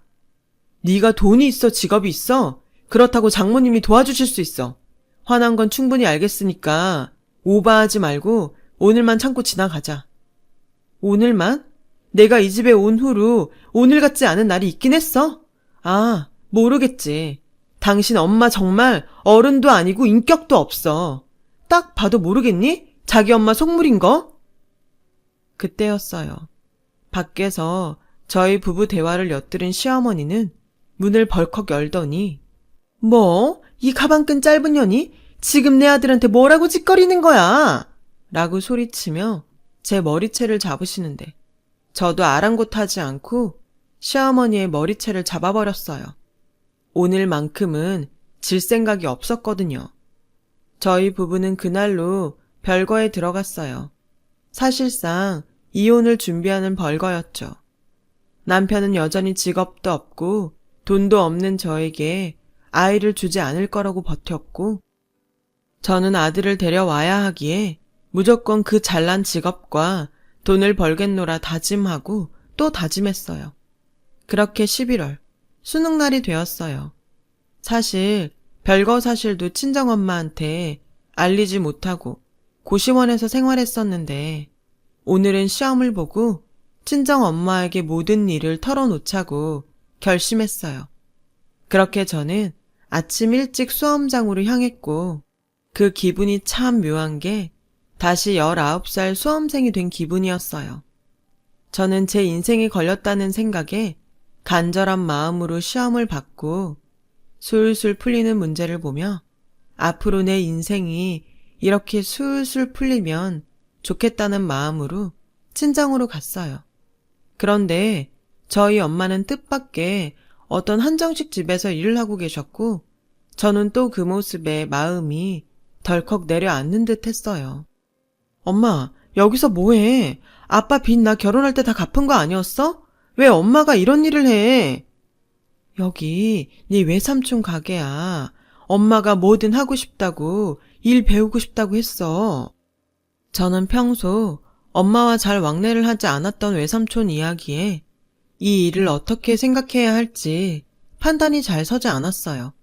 그런데 제가 왔다는 소리에 밖에서 이를 보다 들어온 외삼촌은 저에게 이런 이야기를 해주셔서 전 마음을 놓을 수 있었어요. 내가 네 아버지 돌아가실 때 여기 식당을 시작해서 정신이 없어서 너랑 네 엄마를 못 챙겼다. 내내 그게 마음에 걸렸어. 근데 마침 네 엄마가 일하고 배우고 싶다고 해서 내가 여기 와서 일 배우라고 했다. 월급도 주고 일도 가르쳐주고 있으니 너 오해는 하지 말고. 여기서 일 잘 배우면 내가 목 좋은데 분점도 내줄 거야. 그땐 너도 네 엄마도 도우면서 남들 버는 것처럼 벌고 살아. 저는 외삼촌의 말에 가슴이 저려왔어요. 아빠가 돌아가시고 세상엔 엄마와 저, 단 둘뿐이라고 생각했는데 삼촌의 말을 들으니 그때의 기억이 떠올랐거든요. 저는 엄마와 삼촌에게 오늘 수능을 보고 왔고 대학에 합격하면 학자금 대출을 받더라도 대학에 다닐 생각이라는 것을 말하고 가장 중요한 남편과 별거 중으로 이혼을 할 생각이라고 말했어요. 그간 아무것도 몰랐던 저희 엄마는 제가 쏟아내는 말들에 뒤로 넘어갈 듯 깜짝 놀라셨죠. 그 와중에도 외손주가 마음에 걸리셨는지 저에게 이렇게 말씀하셨어요. 은찬이는 어쩌려고. 그러지 말고 다시 잘 풀고 살아봐. 우리 이서방 같은 사람 없잖아. 너 그때 첫사랑이라고 엄청 좋아하지 않았어? 그때는 그 사람이 첫사랑이자 구세주 같았어. 근데 막상 결혼하고 시댁에 들어가 사니까 거긴 지옥이었어. 저는 떨어지지 않는 입을 달싹이며 그간 고졸이라고 무시당하고 교수인 형님과 비교당하며 힘들게 살았다는 이야기를 했어요. 그러자 저희 삼촌은 단단히 화가 나서 당장이라도 그 집에 쳐들어가 시어머니와 남편을 가만두지 않겠다고 성화를 부리셨어요. 저는 흥분한 삼촌을 말리며 꼭 성공해서 그들에게 복수할 거라고 말했고 삼촌은 그런 저의 복수에 기꺼이 힘이 되어주겠다고 약속하셨어요. 너 대학 등록금 걱정하지 마. 대출 받을 것도 없고 삼촌이 너 대학 다니는 동안 등록금 전부 다 내줄게. 넌 공부만 하고 네 엄마나 도와. 그래서 당당히 살아라. 애도 데리고 오고. 그날 이후 저는 다시 엄마와 생활을 하기 시작했어요. 그리고 그간의 노력으로 저는 우리나라에서 가장 좋다는 S대 경영학과에 입학했고 외삼촌의 든든한 지원으로 대학 공부를 원 없이 하게 되었어요. 엄마는 1년 정도 외삼촌의 가게에서 일을 배우셨고 드디어 분점 주인이 되셨는데 엄마는 가게 운영이 처음이라 자신이 없다고 하셨지만 제가 공부하는 학과가 경영학과라 그런지 저는 가게 운영이 참 재미있었어요. 처음엔 그저 입소문으로 조금씩 잘 되어가던 가게는 대학 졸업 후 저의 본격적인 마케팅으로 손님이 물밀듯 몰려오기 시작했고 개업한 지 3년 만에 연매출 50억이라는 쾌거를 이루게 되었어요. 저는 가게 운영이 재미있고 저희 엄마는 사람 상대하는 서비스가 좋으니 그야말로 저희 모녀는 환상의 콤비가 따로 없었죠. 저희 모녀의 시너지 효과로 가게는 승승장구하게 되었고 고급스럽고 유명한 한정식집으로 자리를 잡게 되었어요. 그리고 이윽고 벼르고 벼르던 그날이 되었어요.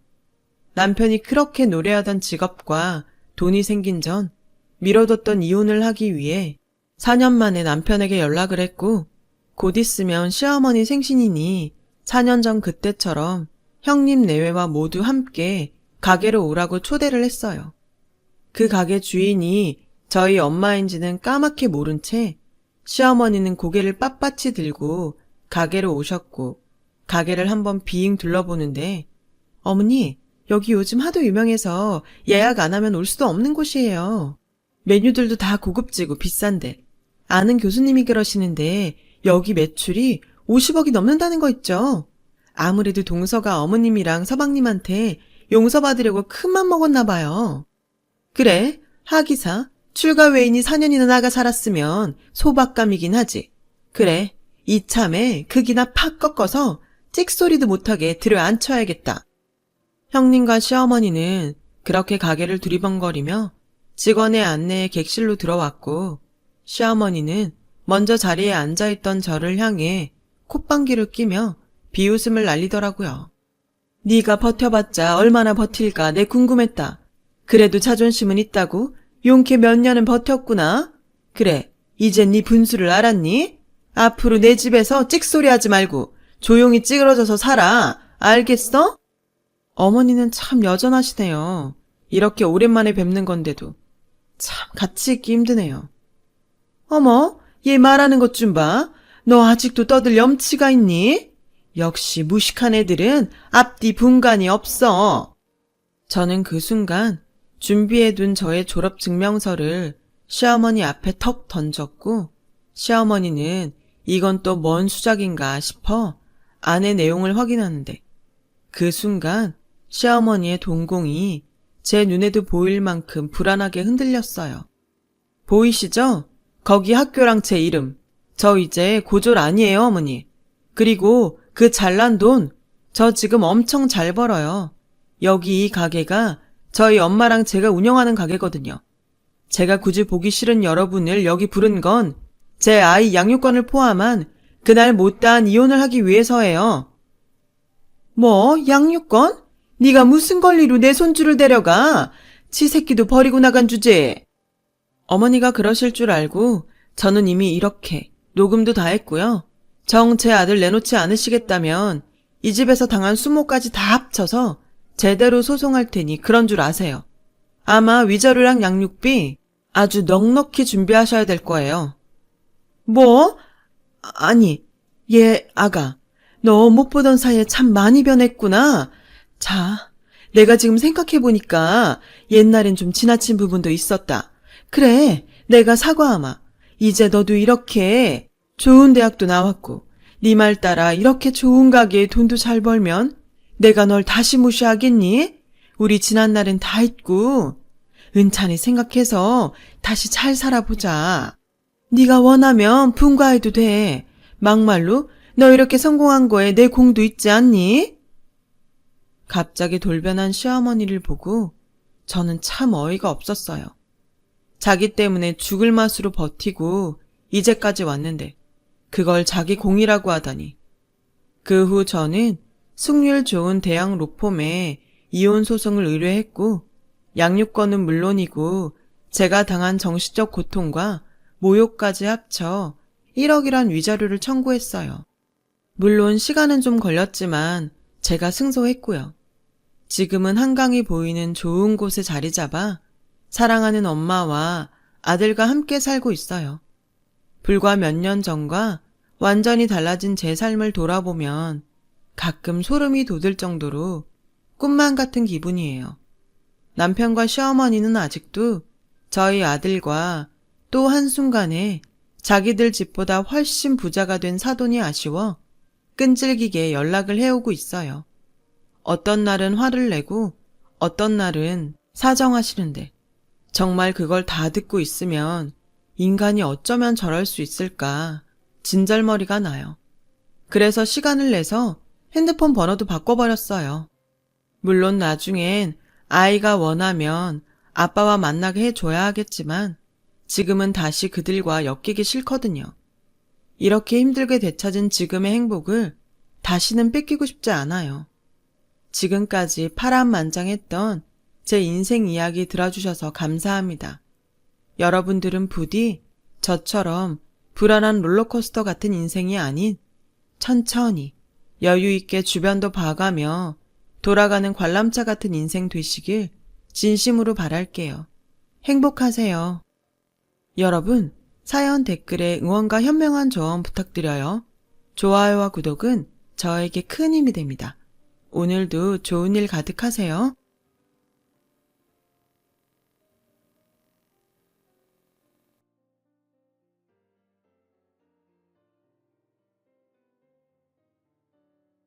안녕하세요. 오늘도 사연살롱을 찾아주셔서 감사합니다.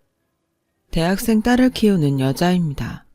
저는 어릴 때 외할머니 손에 자랐어요.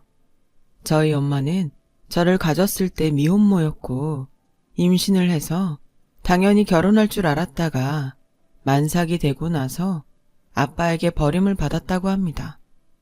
그로 인해 저는 할머니 집에 오게 되었고 그때는 제가 기억도 하지 못하는 100일 무렵이었어요. 그 뒤 전 할머니와 둘이서 살게 되었어요. 할머니는 늘 말씀하셨죠. 엄마가 곧 우리 미경이 데리러 올 끼다. 어릴 땐 그 말이 진짜인 줄 알고 비가 오나 눈이 오나 대문 앞에서 엄마를 기다렸어요. 얼굴도 모르는 엄마인데 그냥 엄마라는 존재가 전 늘 그리웠습니다. 나중에 초등학교 고학년이 된 저는 할머니를 미워했어요. 처음엔 엄마를 기다리다가 할머니가 거짓말을 한 것이 분명하다는 확신이 들어 할머니가 미웠어요. 뭐하러 미련 같은 걸 2개 만들어선. 나중엔 남들 다 있는 부모가 없다는 것과 시내가 아닌 시골 구석에 있는 할머니 집까지 싫었어요. 저도 친구들처럼 네모 반듯한 아파트나 빌라, 뭐 이런 건물에 살고 싶은 마음이 커서 철없던 저는 우리도 다른 사람들처럼 아파트 가서 살자 하고 할머니를 졸랐어요. 할머니는 그런 저에게 그럴 돈이 어딨노? 가시나 헛소리 하지 말고 공부나 해라 라며 핀잔을 주시곤 하셨습니다. 사실 알고 있었어요. 우린 절대로 남들처럼 그렇게 살 수 없다는 것을요. 그냥 전 그렇게라도 표출하지 않으면 내 속에서 화가 점점 부풀어 빵 하고 터질 것 같았거든요. 아무 의미 없다는 걸 알지만 꼭 그렇게 할머니의 속을 긁어놔야 속이 시원한 나쁜 아이였어요. 할머니는 좋으나 싫으나 그리고 기쁘나 슬프나 늘 아리아리랑 쓰리쓰리랑 아라리가 났네 하며 아리랑 노래를 흥얼거리셨어요. 언젠간 저는 할머니한테 왜 그렇게 그것만 불러? 라고 물어본 적이 있었는데 할머니의 대답은 자기도 모른다고 하셨어요. 그냥 그게 입에 붙어버려서 자기도 모르게 노래가 나온다고 말씀하셨는데 전 그래서 늘 할머니를 떠올릴 때면 늘 그 아리랑 노래 구절부터 떠오르곤 합니다. 오늘은 우연히 아침 TV에서 노동요로 부르는 아리랑 노래를 들었어요. 그 노랫소리를 들으니 지금은 계시지 않은 할머니에 대한 많은 기억이 떠오르는 날입니다. 사춘기 시절 전 여느 아이처럼 외모에 관심이 많았어요. 반 친구 중에는 유독 예쁜 아이들이 몇 명 있었는데 그런 아이들을 볼 때면 저는 제 얼굴이 싫어서 집안의 모든 거울을 뒤집어 놓거나 할머니가 쓰시는 보자기로 가려놓기 일쑤였어요. 할머니는 가려져 있는 거울을 보실 때마다 도 지랄이고 거울 보기 싫으면 네가 눈 감고 다니라 하며 그런 저의 행동에 늘 역정을 내셨죠. 하지만 전 할머니의 반응에 개의치 않고 거울 가리기를 멈추지 않았습니다. 지금은 어떤지 모르겠지만 제가 학교에 다닐 때만 해도 학기 초에 부모님에 대한 호구조사를 했었어요. 학교 다닐 때 그게 제일 싫었습니다. 부모님의 학력, 직업 이런 걸 학교에서 알아서 뭘 하겠다고 적어내라고 하는 건지 어린 저는 어느 것도 쓸 수가 없어 학기 초부터 불만이 가득했어요. 기분 탓인지 학교에선 늘 선생님의 관심에 저는 없는 것 같은 기분이 들었어요. 친구들도 마찬가지였어요. 당시 아침 일찍부터 학교에 가는 버스를 타고 다녔거든요. 친구들은 학교 근처 아파트나 빌라 주택에 살아서 저를 촌년이라고 불렀고 선생님은 그 사실을 알면서도 딱히 친구들에게 뭐라고 혼을 내지 않아 저는 늘 상처투성이로 학교에 다녀야 했어요. 그런 저는 중학교에 가서 이런 생각을 했어요. 남들이 날 무시하기 전에 내가 먼저 무시하자.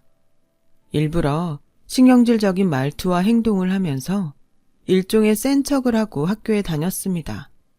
실제로는 집 마루에 기어다니는 바퀴벌레만 봐도 기겁하는 저였는데 학교 가는 버스에만 오르면 마치 다른 사람이 되는 스위치를 켜는 것처럼 살았어요. 그런 저에게 당시 사회초년생 선생님은 이렇게 말씀하셨어요. 미경아, 공부를 좀 잘해보면 어떨까? 저는 처음에 이건 또 무슨 시비일까? 하고 생각했어요. 그런데 선생님의 모습은 사뭇 진지하셨어요. 나도 너랑 비슷한 시절이 있어서 잘 알아. 내 잘못도 아닌데 불행한 것 같은 기분. 그렇다고 지금처럼 살아봤자 아무것도 안 변해. 지금의 상황에서 벗어날 수 있는 가장 효과 있고 확실한 방법은 네가 성공하는 거야. 지금은 할 수 있는 게 공부밖에 없으니까 우리 공부만이라도 열심히 해보자. 저는 이건 또 무슨 수작인가 하고 선생님의 말을 별로 귀담아 듣지 않았어요. 하지만 무의식 속에 전 시험 기간을 앞두고 그 말이 계속 떠오르더라고요. 그래, 공부를 못하는 것보다는 잘하는 게 낫겠지 하며 공부를 하기 시작했습니다. 그래서 그 결과 중학교 1학년 첫 중간고사에서 반에서 5등이란 생각도 못한 성적을 받았어요. 성적표를 봤던 날, 그 기분이란 게 생각보다 참 좋았어요. 할머니도 그날은 아주 신나게 아리랑 노래를 부르시면서 생일이 아니면 잘 해주지 않는 삼겹살을 구워주셨고 그 맛이 정말 끝내주게 좋았던 기억이 지금도 납니다. 그 후 저는 다른 건 몰라도 공부 하나만큼은 지지 않으려고 노력했어요. 선생님들도 내세울 건 없지만 공부 잘하는 저를 좋게 봐주셨고 그러다 보니 학교 다닐 맛도 나고 좋았습니다. 1학년 때 선생님의 말처럼 가장 효과 있고 확실한 성공은 공부가 맞는 것 같았어요. 그 맛에 취해 공부와 성적에 집착하는 아이가 되었고 중학교 2학년 때는 전교에서 1등이란 쾌거를 이루며 그야말로 학교에서 이름을 날리기 시작했습니다. 우리 학교에서 공부 제일 잘하는 애, 우리 학교 전교 1등애. 그런 타이틀이 하나 둘 붙을 때마다 아주 뿌듯했어요. 공부를 잘하니 집이 아파트가 아닌 것도 가난한 것도 그다지 저의 아킬레스건이 되지 못하더라고요. 공부만 잘하면 세상을 다 가질 수 있을 것 같은 착각에 빠질 즈음 유미경계 공부는 잘해도 얼굴이 영 그렇지 않냐? 그러게 씨는 그래도 공평해. 저 머리에 얼굴까지 예뻤어 봐. 어디 부러워서 살겠니? 그래, 그래도 여자는 모쪼록 얼굴이지? 이런 소리가 들려오더군요. 처음엔 공부 못하는 것들이 부러워서 시샘한다고 생각했지만 사춘기 시절이라 그간 잊고 있던 저의 외모 콤플렉스를 건드려 자신감이 확 떨어지더라고요. 설상가상으로 그 즈음에 저희 반에는 서울에서 전학을 온 아이가 한 명 있었어요. 그 아이는 피부는 하얗고 머리는 생머리에 눈, 코, 입이 만화 주인공처럼 예뻐서 저는 스스로 그 아이와 저를 비교하며 주눅이 들어갔습니다. 그런 저에게 할머니는 늘 팔자 좋은 소리하고 자빠졌네. 네 얼굴이 어디가 어때서 불만이고 내 볼 때는 곱기만 하구만 하시며 칭찬인지 욕인지 모르게 역정을 내셨어요. 전 그럴 때마다 웃어야 할지 화를 내야 할지 몰랐죠. 일주일에 한 번 할머니와 대중목욕탕을 갈 때면 저는 할머니에게 힘 좀 팍팍 내서 더 세게 밀라고 나도 은정이처럼 뽀얗게 되게 라고 말하면 할머니는 지랄 연병하네 라며 여지없이 아리아리랑 쓰리쓰리랑 노래를 부르며 저의 등을 밀어주셨어요. 저는 그런 할머니의 노랫가락에 맞춰 챙겨온 요거트를 먹지 않고 얼굴에 양보했는데 이기 미친나 이 아까운 걸 어디 처바르노? 하며 할머니가 역정 내던 때가 생각나네요. 아무튼 그때는 예뻐질 수만 있다면 뭐든지 할 수 있다고 생각하던 때였습니다. 하지만 태어나길 못난이인걸.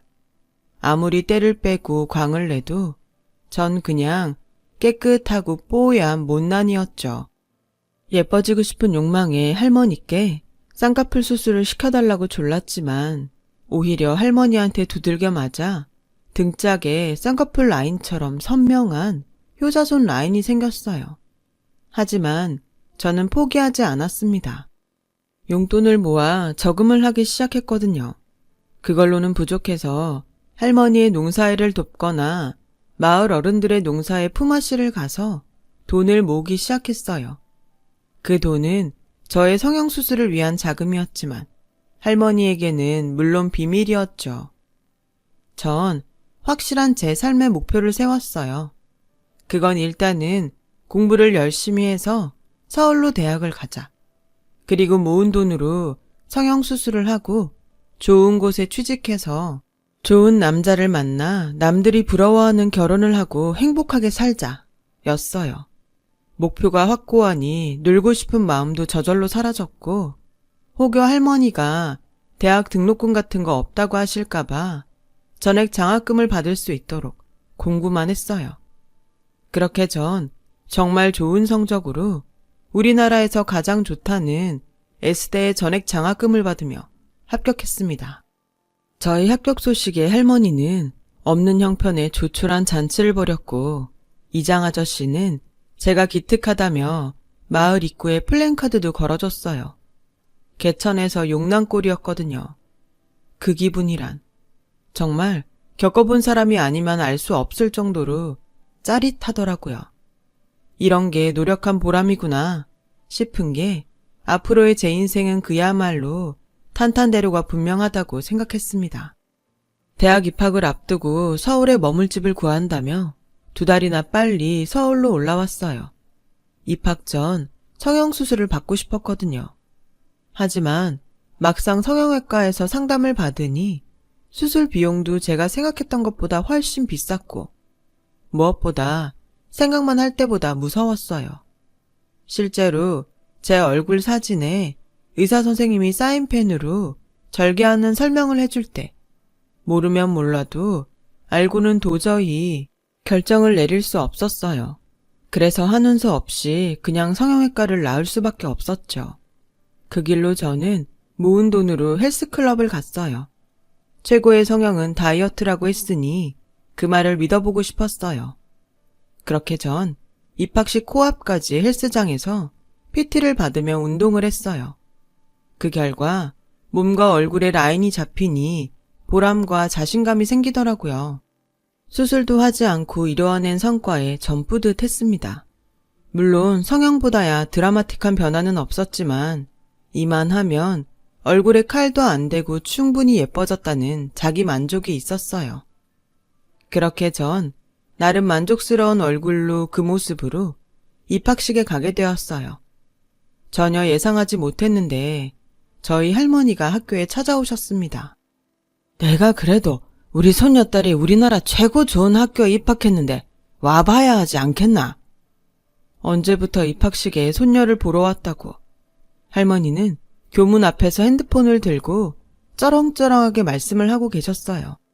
저는 그런 할머니를 만나러 교문 앞에 갔고 할머니는 제 모습을 보고 놀라며 그 며칠 사이에 와 이리 야위었노? 니 뭔 일 있었나? 하며 소리를 막 지르시더라고요. 다른 사람들 보는데 창피해서 그만 좀 하라고 할머니를 말렸습니다. 제가 다이어트 한 거라고 말하니까 호강에 겨워 요강에 똥 싸는 소리 하고 있네. 기껏 잘 먹여놨더니 와 돈 주고 그걸 빼노. 내 눈에는 이쁘기만 하더만. 라며 저를 혼내셨죠. 나중에 시골집으로 돌아가실 땐 저에게 돈을 찔러주시며 배 굶지 말라고 신신당부를 하셨습니다. 그렇게 대학 1학기를 보냈고 사라진 외모 콤플렉스 덕에 자신감 넘치게 지내다 보니 제 주변엔 교수님도 친구들도 선배들도 저를 예쁘게 봐주셨어요. 칭찬은 고래도 춤추게 한다잖아요.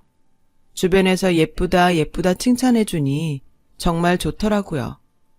그 뒤 저는 학교 다니는 동안 과외 아르바이트로 돈도 쏠쏠하게 벌면서 제가 바라던 인생을 살아가기 시작했어요. 학생이지만 경제적으로 여유가 있어 할머니에게 돈도 보내주고 때 되면 할머니에게 옷이며 홍삼이며 선물을 할 수 있는 소녀가 되었습니다. 하지만 할머니는 좋아하지 않았어요. 학생이 무슨 돈이 있어 자꾸 이런 걸 보내노? 니 이상한 짓 하는 거 아이가? 하며 늘 뭐라고 하셨지만 속상해서 전 해줘도 뭐라고 한다며 말을 더 일부러 나쁘게 하곤 했죠. 서울에 올라온 이후 시골 할머니 집에 잘 가지 않게 되었어요. 처음엔 바빠서 가지 못했는데 눈에서 멀어지면 마음도 멀어진다고 바쁘다는 핑계로 점점 할머니를 보러 가지 않았습니다. 그러던 중 할머니에게 뜻밖의 소식을 듣게 되었어요. 저를 할머니한테 버리고 간 엄마가 서울에 있다는 소식이었어요. 그래도 자식이라고 네 서울에 있다고 하니까 보고 싶다고 하더라. 저는 망설이다 그래도 얼굴이나 보자 싶어 엄마의 연락처를 받아 엄마가 있다는 곳에 갔어요. 엄마는 어떤 동네의 호프집 같은 곳에서 화장을 진하게 하고 있었어요. 저를 보더니 단번에 알아보고 왔어? 어머, 우리 딸 잘 컸네. 에스테 다닌다며. 내가 그 소식 듣고 얼마나 좋았는지 아니? 라며 저를 부둥켜 안더라고요. 진한 화장품 냄새에 조금 거부감이 들었지만 평생 그리워했던 엄마의 품이라고 생각하니 기분이 나쁘진 않았습니다. 그런데 정마담, 우리 왔어. 새로운 아가씨인가? 하며 가게 단골로 보이는 아저씨 무리가 왔고 엄마는 반가운 친구라도 보듯 호들갑을 떨면서 저한테 하듯이 아저씨들을 안더라고요. 저는 그 모습에 당황했는데 엄마는 저에게 냉장고에서 술을 가지고 오라고 했어요. 그 와중에 아저씨 한 명이 제 손을 쓱 만지더라고요. 저는 너무 불쾌해 그 아저씨의 손을 꺾으며 손모가지 부러뜨리기 전에 곱게 술이나 드시죠? 그러자 그 아저씨는 화가 난 얼굴로 씩씩거리며 욕을 하더라고요. 주방에서 안주를 만들던 엄마는 놀라서 튀어나와 저에게 사과하라고 강요했어요. 저는 가게를 뛰쳐나왔고 울면서 당시 머물던 자취방으로 돌아왔습니다. 엄마를 본 건 그날이 처음이자 마지막이 되었어요. 이런 사실을 알 리 없는 할머니는 저에게 엄마 잘 만나고 왔냐고 물었고 전 차마 엄마가 술집 하면서 아저씨들이랑 이러쿵 저러쿵 한다고 말하지 못하겠더라고요. 만나긴 했는데 정이 없어 그런가 별로 감흥이 없었다고 앞으로는 만나고 싶지 않다고 말했습니다. 그렇게 대학 졸업반이 되었고 대기업과 공기업 취직을 목표로 하고 고군분투했어요. 그리고 안정적이라는 공기업 입사를 하게 되었어요. 살면서 태어나고 자란 환경은 어쩌지 못했지만 인생 목표로 삼았던 것들은 모두 제 손으로 이뤘다는 그 성취욕이 절 어디서나 꺾이지 않는 사람으로 만들어줬어요. 입사 후 저는 사회생활도 제법 순탄하게 하기 시작했죠. 그때는 몰랐어요. 그 이후 제 앞에 펼쳐질 지옥이 있다는 것을요. 그저 더 높은 곳에 올라가면 더 좋은 곳이 있을 거라고 생각했지 낭떠러지가 있을 거라고는 상상조차 하지 못했거든요. 저는 선배의 소개로 한 남자를 만났고 다복한 집에서 구김살 없이 자란 남자에게 급격하게 빠져들었어요. 생각해보니 그간 저는 변변한 연애 한번 제대로 하지 못한 터였기에 저의 마음은 저조차도 제어가 되지 않을 만큼 그 남자에게 빠져들었습니다. 그렇게 6개월. 저는 결혼을 했어요. 할머니는 너무 급하게 결정한 거 아니냐고 뭐라고 하셨지만 지금까지 실수한 적 없던 저는 저의 안목을 믿었어요. 남편은 고생 한번 하지 않고 편하게 산 사람이었어요. 시어머니는 남편이 무슨 말을 하기 전에 미리 남편의 니즈를 맞춰주는 그런 분이셨죠. 그런데 문제는 시어머니가 당신의 역할을 저에게 전가하시려는 거였어요. 이제 결혼도 했으니 네 남편은 네가 챙겨라 하며 저에게 리스트가 적힌 종이를 건네셨어요. 그 리스트는 남편의 1년 뒷바라지 리스트였습니다. 1월부터 12월까지 남편에게 필요한 것들, 혹은 제가 챙겨야 할 것들이 적혀 있는데 그걸 읽어 내려갈수록 기가 차더군요. 어머니, 저는 이렇게 못해요. 저도 직장 다니고 피곤한데 자식도 아니고 이걸 어떻게 다 하고 살아요. 나는 다 하고 살았다. 규성이한테 들어보니 넌 부모도 없이 네 손으로 다 하고 살았다며. 우리 애는 너랑 달라? 하나부터 10까지 내 손 없으면 아무것도 못한다. 애도 아니고 어른인데 이제라도 스스로 하고 살아야죠. 어머니가 그동안 애쓰신 거 뭐라고 하고 싶지 않지만 저한테는 무리예요. 그 후 전 시어머니와 돌이킬 수 없는 강을 건넜고, 시어머니는 보란 듯이 반찬을 하더라도 남편 먹을 것만 챙기셨어요. 처음엔 당신 어머니가 유치하다며 제 편을 들어줬던 남편은 제가 해주는 것보다 엄마가 해주는 것이 편하다며 계속 마마보이처럼 행동하더라고요. 부부간의 사이도 멀어지기 시작했고요. 행복한 결혼 생활을 꿈꾼 저는 남들도 다 이렇게 사나 싶은 의문이 들었어요. 남들이 부러워하는 행복을 위해서 점점 자발적으로 시어머니가 줬던 리스트를 하나 둘 챙기게 되었어요. 하지만 남편은 늘 당신 엄마가 해준 것보다 못하다며 불평했고, 그즈음 저는 임신을 했습니다. 임신하니 호르몬 때문인지 몸도 무겁고 컨디션도 나빴지만 남편도 시댁도 그런 저를 염려하지 않았어요. 오히려 시골에 있는 할머니만 저를 걱정하며 음식들을 바리바리 싸서 택배로 보내셨죠. 그런 할머니에게 한번 오지 왜 음식만 보내? 물으니 할머니는 남편도 그렇고 시댁에서 좋아하지 않을 거라고 재차 마다하셨어요. 희한했습니다. 서울로 온 이후 할머니가 온다고 하면 싫었던 저였는데 할머니가 남편과 시댁 눈치로 못 온다고 하니 그건 그거대로 싫더라고요. 그래서 전 괜찮으니까 올라오라고 할머니를 졸랐고, 할머니는 마지못해 알겠다고 하셨지만 많이 좋아하셨어요. 그런데 뭐? 할머니가 오신다고?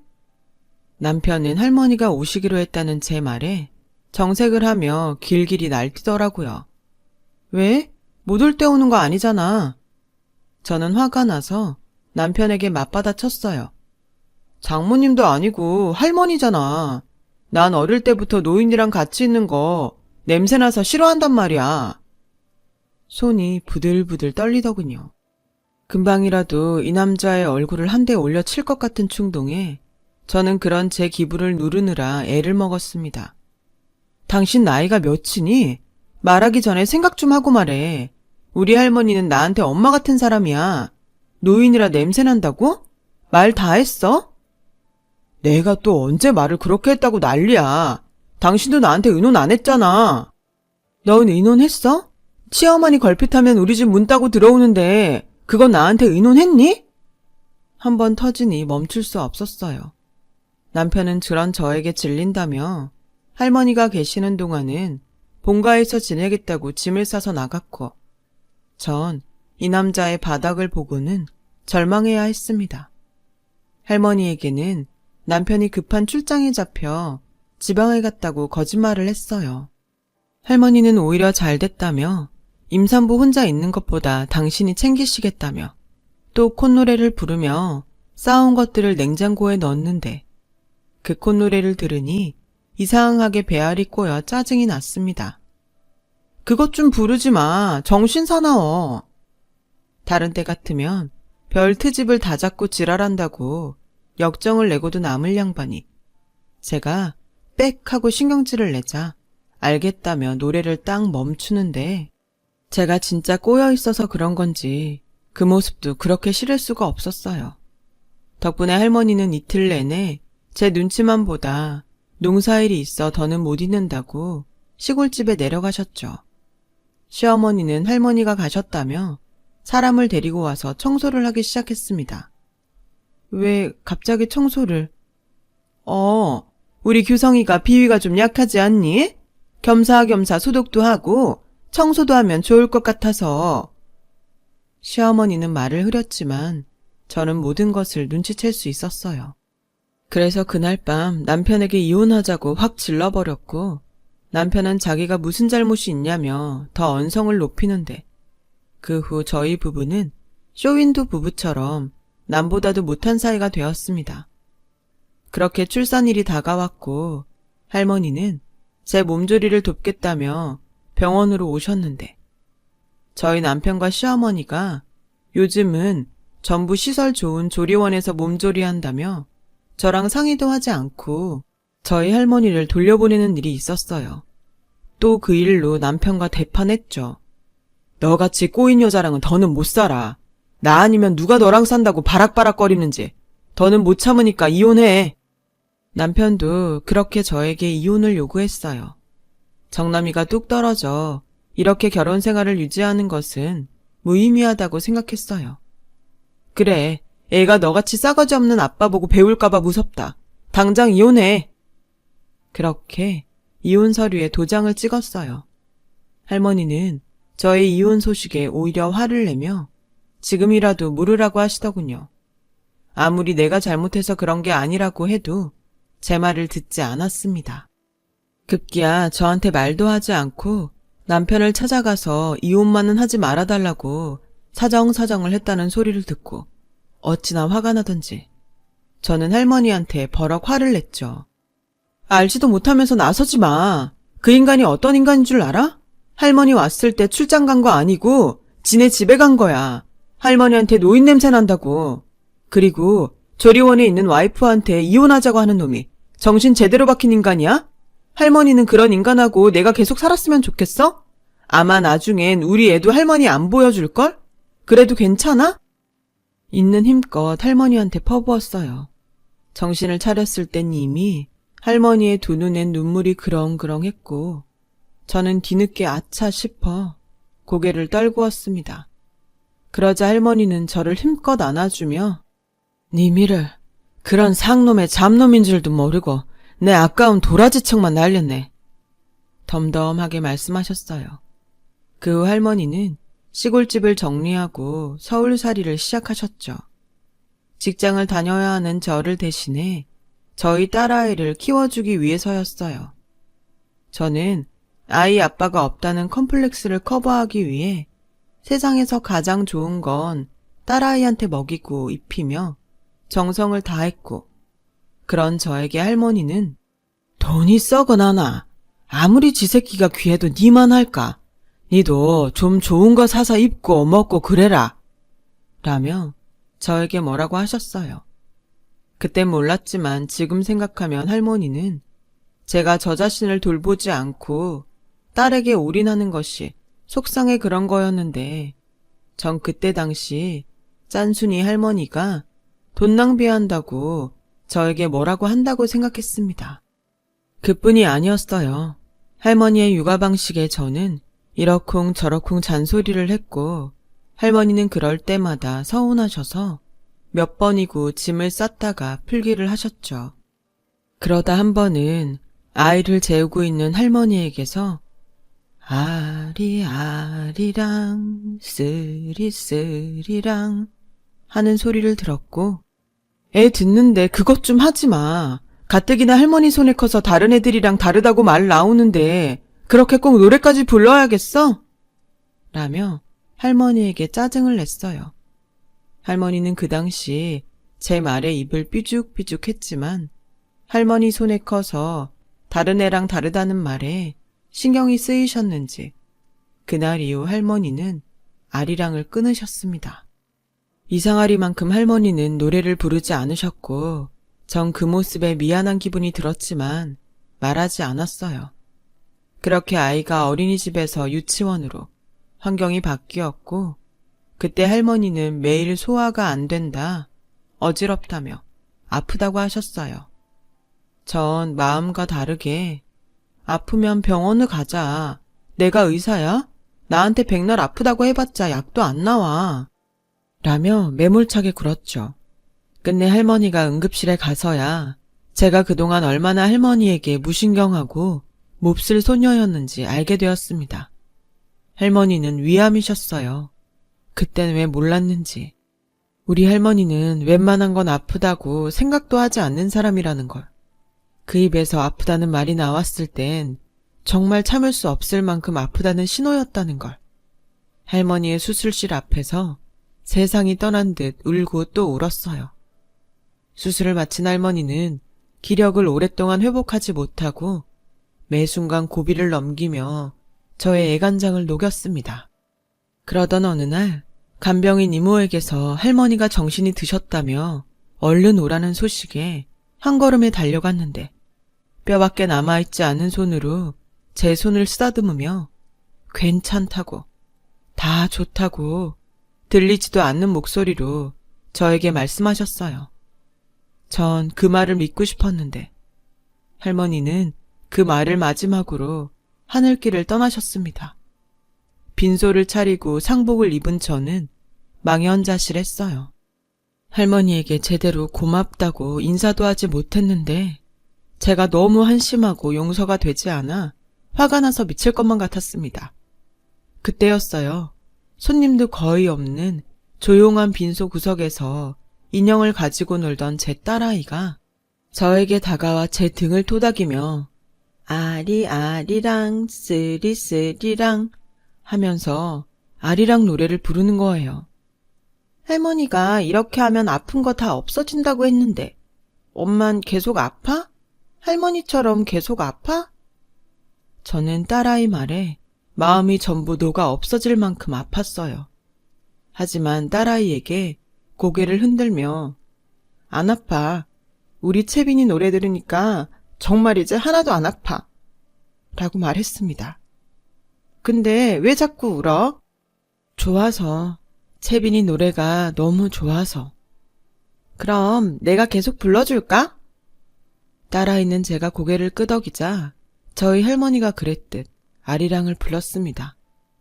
조용한 빈소에서 들리는 딸아이의 아리랑 노래를 들으니 할머니의 영정사진이 마치 웃고 있는 듯 보였어요.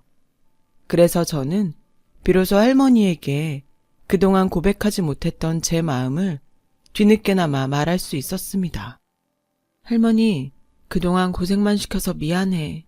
이젠 거기서 아프지 말고 편하게 쉬어. 내 성격이 이래서 한 번도 말하지 못했지만 그때도 지금도 사랑해, 할머니. 저는 할머니의 장례를 마치고 그간 집착했던 것들을 내려놓기 시작했어요. 딸아이에게 좋은 것을 사주기보다 시간을 내서 함께했고 좋은 것을 먹이는 것보다 함께 먹을 수 있는 것을 만들었습니다. 그 결과 저는 지금까지 딸아이와 사이 좋은 모녀로 살고 있어요. 마치 할머니와 그랬던 것처럼요. 어쩌면 할머니는 남들을 의식하며 살아가던 저에게 이걸 가르쳐주고 싶었던 게 아니었을까요? 자식의 마음이 아무리 커도 부모의 마음을 따라갈 수 없다는 말을 이렇게 실감합니다. 언젠가는 제 딸도 이런 제 마음을 알게 되겠죠. 할머니와 제가 그랬듯 딸아이와 지지고 볶고 살고 싶습니다. 척박했던 인생에 이 아이만큼은 저에게 선물이라고 할머니가 가르쳐주고 가셨으니까요. 할머니에게 부족하고 모자랐던 저 역시도 선물 같은 존재였길 바라면서 지금까지 저의 긴 사연 들어주셔서 고맙습니다. 오늘은 가족에게 소식 한번 물어보는 건 어떨까요? 누군가에겐 여러분이 세상 소중한 선물입니다. 여러분, 사연 댓글에 응원과 현명한 조언 부탁드려요. 좋아요와 구독은 저에게 큰 힘이 됩니다. 오늘도 좋은 일 가득하세요.